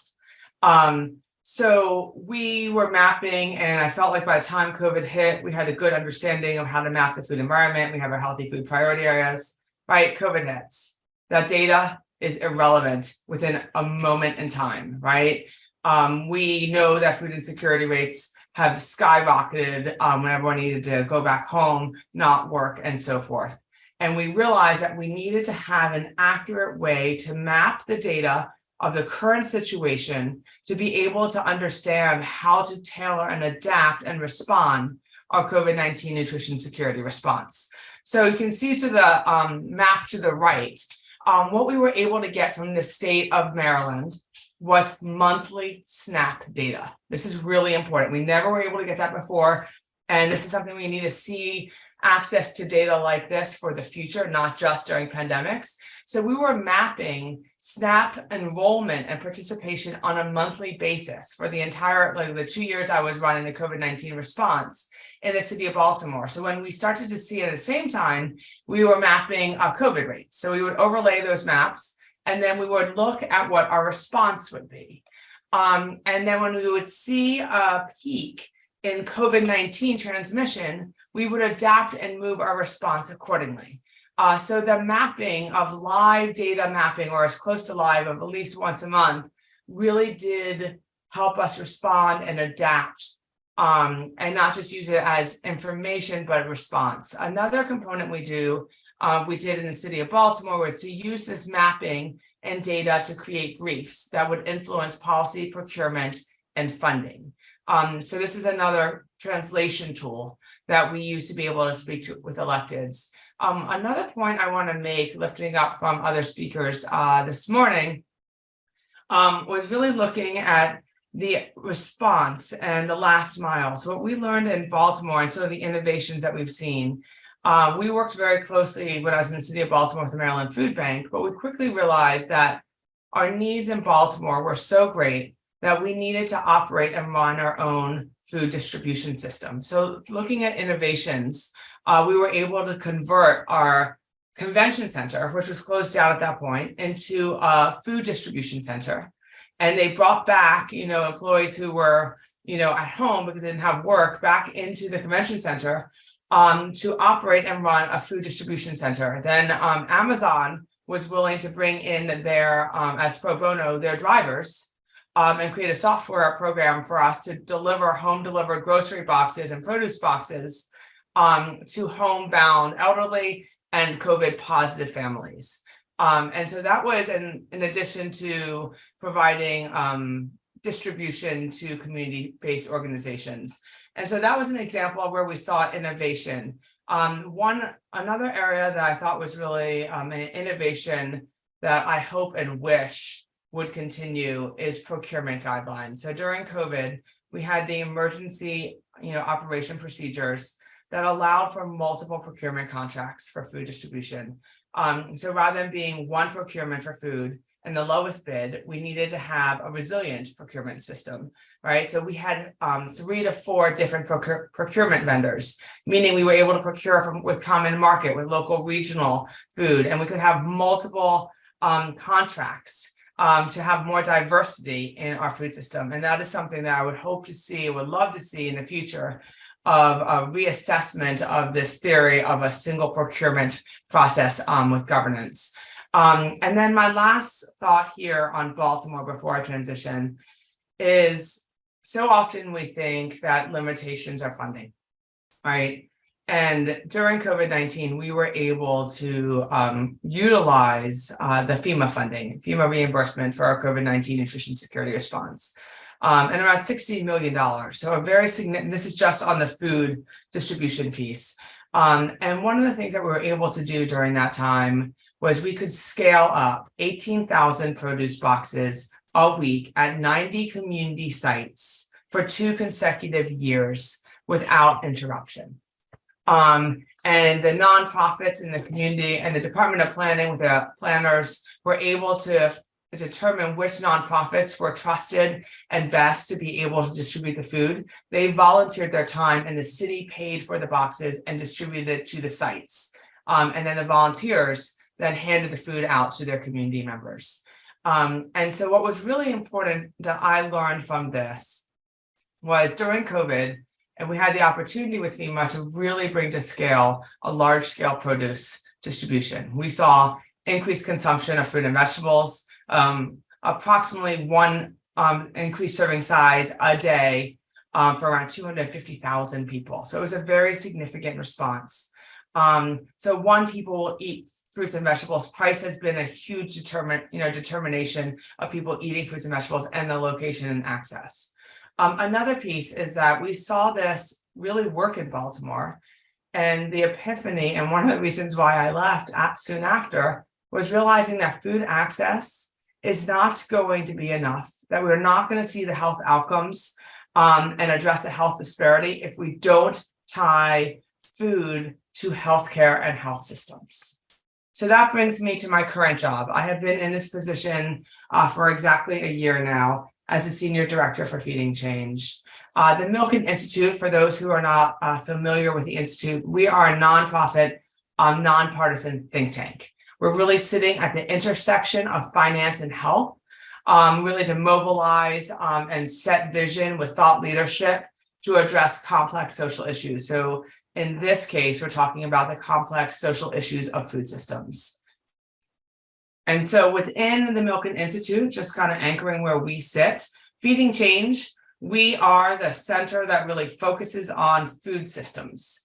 And in addition to under the MI Health pillar, we have the Center of Future of Aging, Center of Public Health, and then Faster Cures, which is around biomedical research. So all together, we're working on these complex issues related to health and finance. So moving towards what Feeding Change does, and the reason why I want to talk, kind of translating the work I did from Baltimore and all these other presentations earlier today, is to look at translation. What is being done? What are solutions on the ground? Where do we need to go? Where do we need to build our stakeholder and academic research? So Feeding Change, we connect social and financial capital to catalyze a more nutritious, sustainable, resilient, and equitable food system. How are we doing this? We're looking at the levers of financial and social levers, on looking at engaging with policymakers, industry leaders, and convening our stakeholders. And I know that my topic in theory said nutritious and equitable food systems, but as we already heard today, that we really need to be looking at the 4 key components. We need to be looking at resiliency, we need to be looking at sustainability, equity, and nutritious. So here is the pillars of the work that we do with Feeding Change. Under nutritious, and I'll go into a lot more detail in a few minutes, some of the key topics is related to food as medicine. I will define that specifically, nutrition security, and then more plant-forward or plant-based diets. Resilient and sustainable food systems, that is looking at food resiliency and resilient supply chains, climate smart agriculture, agri-food tech, controlled environment growing, food as national security. And this pillar, the Milken Institute, we have offices around the world. And we have an office in Abu Dhabi and we have an office in Singapore. So we're seeing a lot more trends in agri-food tech there than we may be seeing in other places. So it depends on kind of the reach of the work that we're doing. And then achieving an equitable food system, really looking at wealth building in food and ag businesses, financial and health equity, and how to engage community and resident engagement from a think tank perspective.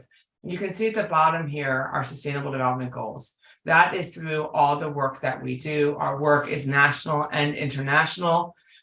This is probably a familiar Venn diagram for many of you, looking at sustainable and equitable food systems from economic sustainability, environmental sustainability, and social sustainability. And then really looking at the food system related UN sustainable goals. So we thread that through all the work that we're addressing. So I'm going to now talk about where do we need to go. We've heard a lot about food insecurity. We've heard a lot about food access, food environments.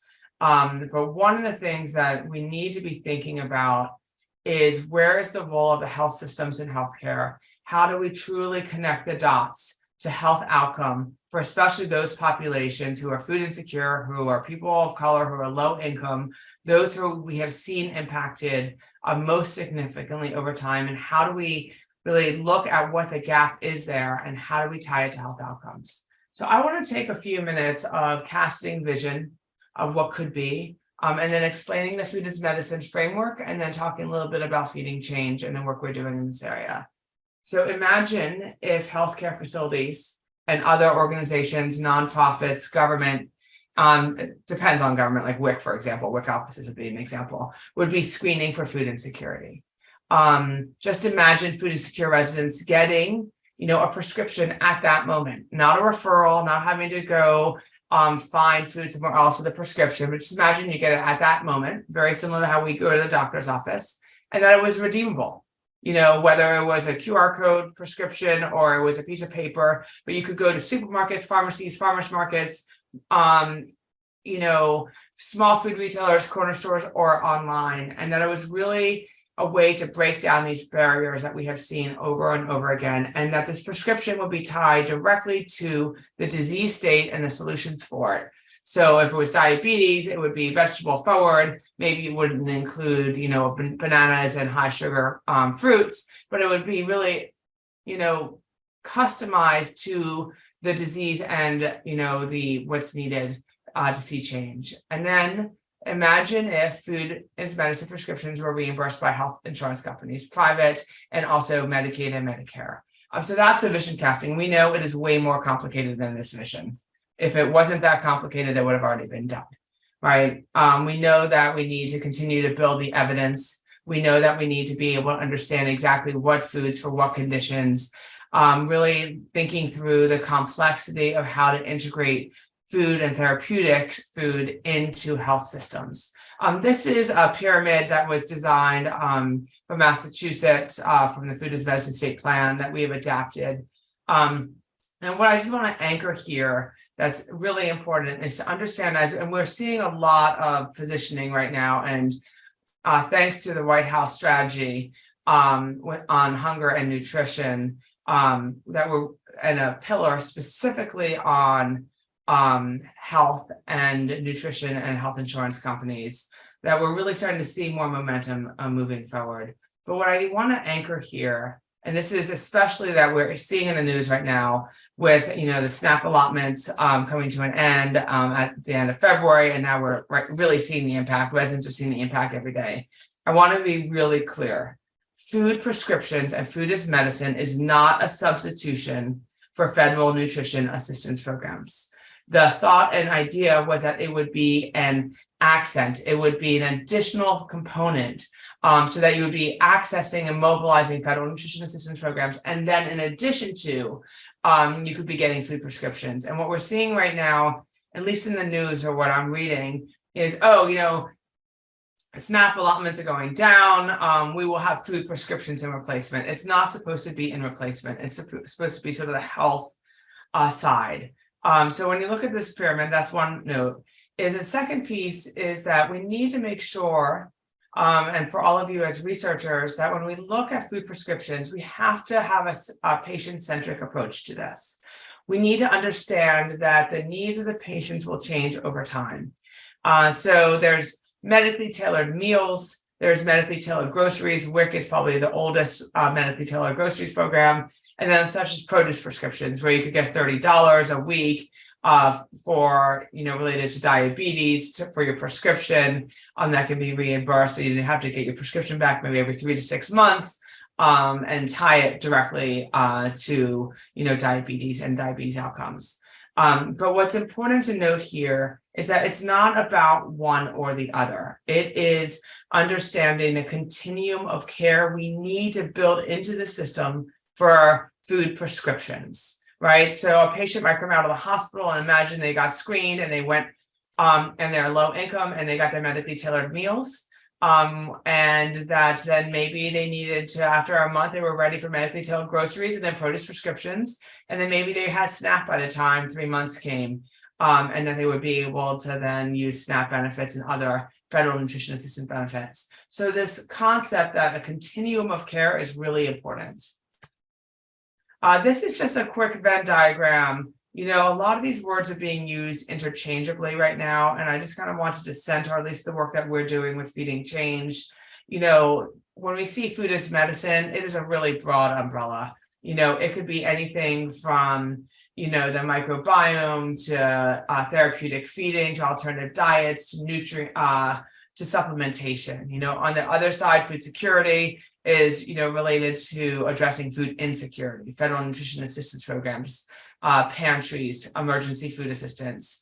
The work that we're doing at Milken Institute is convening the Food as Medicine Task Force, specifically on produce prescriptions and this continuum of care of the prescriptions I just discussed.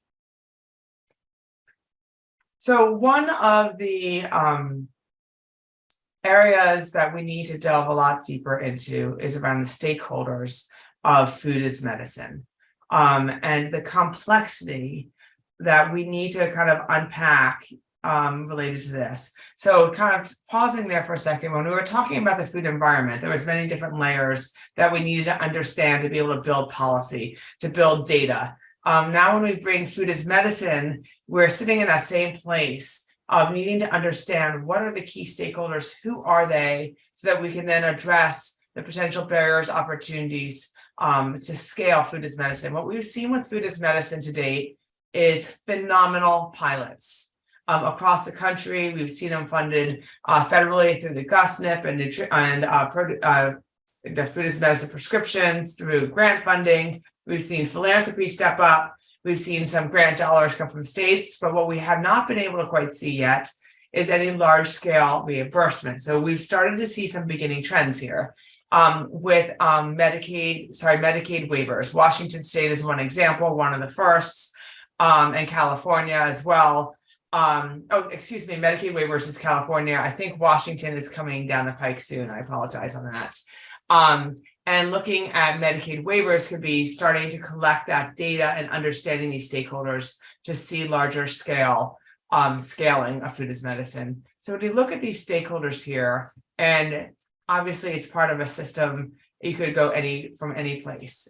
So if we're talking about the benefits, the consumer being able to benefit from the prescription, the health insurance plans, the retailers, the government, community organizations, and the investors to fund and support this in addition to federal dollars as well. And all these components need to interact and play with each other. And some of the key barriers and opportunities that we're seeing is in the translation of data and technology, and how does the different data connect from the purchasing data to the health data to the technology that is needed. So there's many different factors that we're starting to unpack here.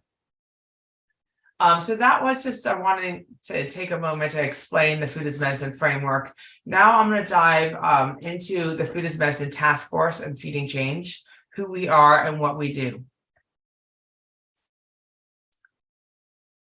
So the main goal here is to really look at how do we bring these food as medicine interventions to scale through policy and financing to promote nutrition security. The Food as Medicine Task Force has 15 insurance companies and 10 food retailers. And the goal here, and there's a lot of movement going on with food as medicine and a lot of stakeholders task force, in this nation to move this, and we all need to be moving this together. Because it's going to be a very difficult path to go, and we can do it, mobilizing all of ourselves. So what we see here is with our goals, we have three key pieces, and this is kind of doing an analysis of the past year of what's already being done and what needs to be done. So we want to analyze and activate scalable funding. Funding and financing is going to be a very important piece here. Supporting equitable food as medicine policy and elevating the importance of food as medicine. Well, the task force itself cannot do it alone. So we have a food as medicine advisory group to the task force, and that includes nonprofits, universities, food as medicine companies, and a much larger stakeholder group. And so working together to address these core issues. So when we look at analyzing and activating scalable funding, we have the Milken Institute has a financial innovation lab, and we're going to be publishing our report in early summer on food as medicine financial innovation lab, really looking at market-based solutions of what do we need to do to bring this to scale. What are the barriers, opportunities, and innovations related to data, technology, and financing. The second area is looking at equitable food as medicine policy. One thing when we're looking at the equity lens, and I think it's going to be really important as we move forward, is who is determining what foods are, in the prescriptions for food as medicine. And it's really important to make sure that we hear the voice of those who are impacted most and make sure the foods are culturally appropriate, and really are able to change what the prescriptions may look like and have them be adaptable. So one is really on policy. We're learning from the lessons of the Medicaid waivers right now. I think if I remember correctly, there is 5 or 6 states who have the Medicaid waivers. And then we have others in the pipeline. So that's going to be very important. And many of our insurance companies who sit on the task force are serving and a part of these Medicaid waivers and these Medicaid states. The second is really lifting up the work of the White House National Strategy on Hunger, Nutrition, and Health, and having our task force members committing to pillar number 2 and the other pillars, and really start supporting the White House in the rollout of the strategy, especially in pillar 2. And then, of course, with the Farm Bill, on looking at lifting up where it is relevant related to food as medicine, food production, agriculture, and also online SNAP as well, making sure that's codified in the Farm Bill. And the third key piece here is elevating the importance of food as medicine. So the Milken Institute, we have key signature events around the world throughout the year, and really bringing thought leadership into these topic areas. So this has provided a relatively quick glance on some of the key issues related to food as medicine, Milken Institute, and also the reasons and lessons learned from Baltimore. So what I really want to leave you with right now is the takeaway is understanding kind of the stacking and building of what we need for an equitable, nutritious, resilient food system, right? And so we need to see this foundational support related to food security, building equity into those components, and then adding in the integration into health systems and healthcare, and being able to understand and mobilize this data to inform and transform policy. So that concludes my quick presentation on the work of the Milken Institute. And I thank you so much for your time. And I think we turn it over to Q&A now. Wonderful. Thank you so much. Again, 4 really great presentations. I'm going to invite all of our presenters to join us for a Q&A. We've got a little bit of time before the top of the hour, so I want to be mindful of trying to really get some impactful questions here to the panelists. So I'm going to go back to Dr. Iker Miller.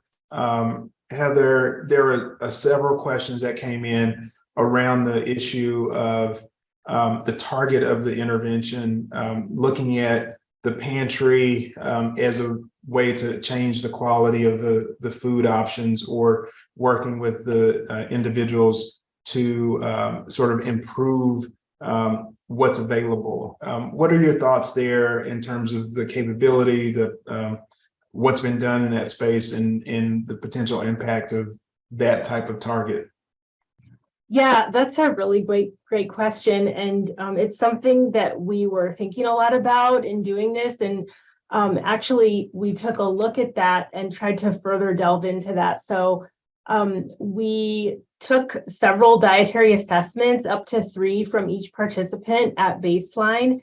And we tagged where the foods they were reporting to have eaten came from. If they came from the food pantry, or if they came from the grocery store or other kind of food outlet or a restaurant. And then we looked at the nutritional profile of all of those foods. And we found that actually the foods that they reported as having come from the pantry had kind of a proportionally higher quality of nutrients in comparison with the energy they provided. And so we did see kind of more higher sodium coming in from the food pantry foods, but overall it was like actually a very more nutritional than some of the other sources. And so there was still, from that some room to improve, of course, but it seemed to be that actually the pantry was providing a nice amount of nutrients. Great. So let me pivot now to Dr. Spiker. Marie, the issue that you brought out, the example that you used about really sort of transitioning the data into policy, seems to require that you have some sort of pre-existing relationship with policymakers. So can you maybe talk about what you think is necessary in order to really establish those relationships or strengthen them to really sort of move that data into actual action? Yeah, thanks for that question. And I would, Holly, would also love to tag you into this one because you've been in that kind of policy and implementer role, and so both of us have been at different parts of that kind of interface, right, between researchers and the policymakers and implementers. And one of the challenges in this space is that oftentimes as academic researchers, the thing that we think is like really intellectually exciting is like so not the thing that you need to know in this moment, right? Like the thing that you need to know as an implementer or policymaker is, it's often overlapping, but like from a different perspective. And like, you may not need the fancy statistical analyses. You may need to see a map and you may need to see a bar chart and you may need to hear people's stories. And so there's so much potential for the research that we do to have that policy relevance, but getting to that point of help me identify what it is that you actually need. And let's talk about the format in which you need it. That's really key. And, how do you get there? It comes through the relationships and the human connection and being able to have forums where you can have a conversation and just ask the question of, tell me what you need. And when I provide something that's not in the right format, that you can have that candid relationship and say, okay, you're getting close, but I really need you to tell me something. I need you to tell me different information or same information, but in a different format. But Holly, I'd love to hear your perspective on this as well. Yeah, there was an interesting story. So in the release of one of our food environment reports, I think in the first one we did, I'm making up the year, but somewhere around 2012 or 2014, we wrote in, that people of color and Black and brown residents in Baltimore City were disproportionately impacted in living in food deserts. And that was a statement. And then we realized, that where if you bring equity, that statement of disproportionately impacted, isn't enough. It was 1 in 9, right? And then we have to use the data to lift up where the disparity is and not to just mask the word with disproportionate. Sometimes we need to dig a little deeper. So when we looked at the data first time, we said, oh, interesting.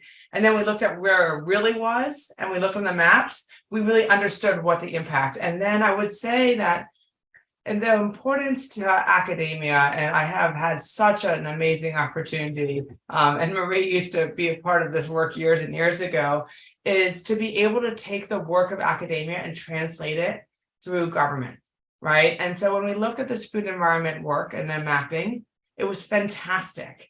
But the elected said, well, what can we do with this? Well, we're like, okay, we'll take this and we'll make food environment briefs. So if you go to the City of Baltimore Food Policy and Planning website, you'll see all the food environment briefs from 2018 and then COVID-19 food environment briefs. And we had to translate all that data to briefs so that electeds, and we did it for city, and we also did it for state, so that the electeds could understand what this data meant to change policy. And I think that is a really important piece to understand. Great. Thank you for sharing that perspective. I'm going to pitch this one to Kayla. Kayla, you talked about a really nice model of data surveillance and collaboration across a number of different data streams and pulling that all together in a really sort of nice systematic way. But one of the thoughts that came to mind is, well, that's resource intensive. There's costs related to that. And, there's sustainability questions there. And, if I'm thinking about it from a basic, sort of sustainability, perspective, what's the business model here in terms of being able to support that, and how do you demonstrate the, impact? So what's your response to, well, how do you pitch this in terms of saying, okay, this is, here are the levers for action, and how do we make this efficient and impactful, and what's that return for the folks who are going to make that investment? Thanks for the question. I think it's a hard one. We've been thinking a lot about this because that work is funded through a 3-year NSF project through Smart and Connected Communities. So we're funded to partner really closely with local government and local stakeholders. But when we go about this, very different solutions come up if we're thinking of, okay, let's just get all this data to do a 3-year project, publish some great papers, and then it all wraps up and we move on to the next thing. And so in that instance, we could think about, there's a bunch of data for good opportunities. We could invest all this energy, just our research team pulling in data from different private partners to look at LA County, and we could build this data dashboard. But what happens to it after that? Very likely all those relationships end, the data use agreements end, and our team, doesn't have resources to keep working on this. And so we've been thinking a lot about, how do we build this from the start so that it is sustainable and possibly scalable? And there's a lot of trade-offs. There's things like, should we just use publicly available data because it's accessible, beyond the life of the project? And it's, even if it's lower quality and less timely and less granular. And so like the issues Holly raised of like, it's 3-year-old data, which is not ideal. We've been working really closely with county government to essentially say, like, can we build something that you will take on? So would your office adopt this? We'll build it for you. But then the conversations about what data to pull in are different. And this is why I raised this issue of a data ecosystem and data brokers, ideally at a national level. So our public exchange office has been doing all that legwork to invest, build those relationships, build up trust with these data partners, establish these DUAs. If someone could do that nationally and think about, it might not be a research team that the company is willing to give, they might be okay with giving their data to us, but what if we say to them, look, the county, you're going to be giving your data to the county later.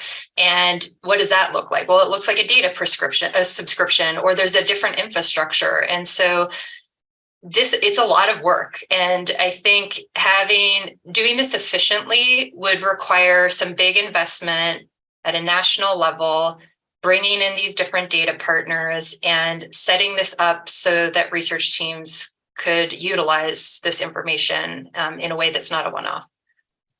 Great. All right. So I think we've got a minute left, but I really got to get this question into Holly. And then I want to do a really quick, you get, 10-word sort of answer here. All right. So Holly, there are a couple of questions that were related to food as medicine and the types of people that are engaged in that coalition. Someone mentioned, clinicians. I'm going to speak for myself as a physician. We get very little nutrition training. Someone said no nutrition training. How are we the ones supposed to write prescriptions? And then someone mentioned dietitians and their level of involvement in the programming that you're working on. So what's your quick thought about, that coalition of trying to situate food as medicine in a medical environment that doesn't really prioritize nutrition? Great. So there is, when I think of the food as medicine space, and because it is still relatively nascent, we have coalitions of coalitions. All right. So you have the Food as Medicine Coalition, which is really focused on with nonprofits, medically tailored meals, but they're also working and translating that to doctors and physicians, right? And so you have that group. Then you have the National Produce Prescription Coalition. And then we have, the American Dietetic Association and many other associations and groups. And we're really working on kind of harnessing and learning from each other. And so, for example, Geisinger, which is one of our task force members, they are training their doctors on how to do prescriptions. And if it's not doctors, it may be that they say, okay, it's not the doctors who are doing the prescription, but it's this person instead. And here's how we're going to develop the codes. So the short story is we're getting the information from the retailers and the insurance companies, and we have many other stakeholders and associations really trying to bring in, how do we get more physicians trained on food prescriptions? How does this tie in? It shouldn't just be RDs. And RDs, there's not really enough reimbursement and support to scale where we really need to be going in the first place. So at this point where we are, is we're really mobilizing different coalitions and groups to maximize scale and scope. Wonderful. All right, so we're going to get one quick last round robin, and we'll close out after this. But I just want to, I always like to see, last sort of thought that you want to leave with the audience, that lasting impression here. So I'm going to give you a chance to give me a very quick, very brief 10-second answer. If there's anything that you want people to remember about what you said, or you think that you want to stimulate additional discussion about, especially to our funder audience and so forth, give me a quick 10-second send off here. So I'm going to start with you, Heather, and we'll go there. Thanks. So I just want to push that if, we want to solve food insecurity in the US, and we actually could, we really need to focus on those groups that have very low food security and that are in a high need. And we need to try to meet them where they are and connect them with resources and close these gaps in programs they could be getting, but they're not. And so I think, doing that through nutrition education and also through the emergency food pantry system, we could build on some successes there. And so those are my closing thoughts. Thank you. All right, Marie.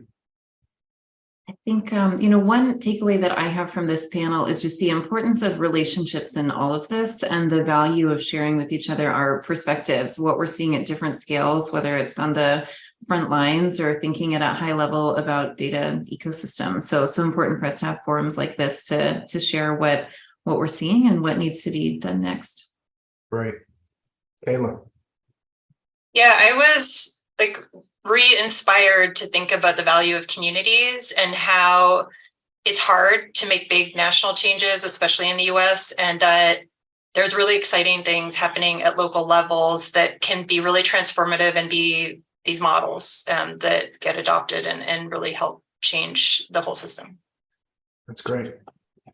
And Holly. So I think the key takeaway is that we need to make this tent bigger, right? The pie needs to be bigger. We need to bring in health systems and healthcare. We need to bring in physicians. We need to bring in investors and retailers and, nonprofits and food assistance and government. And it's more important than ever to maximize our multi-stakeholder relationships and impact we can make together. Well, great. Well, I appreciate everyone who helped to put this symposium on, put this webinar on, the standing committee members who helped with the planning, our support team there at the National Academies, and certainly all of our speakers. And thank you to the audience. We took an additional 5 minutes, but hopefully that was worth your time. So again, thank you everyone, and we will see you in the future for the next seminar. Take care.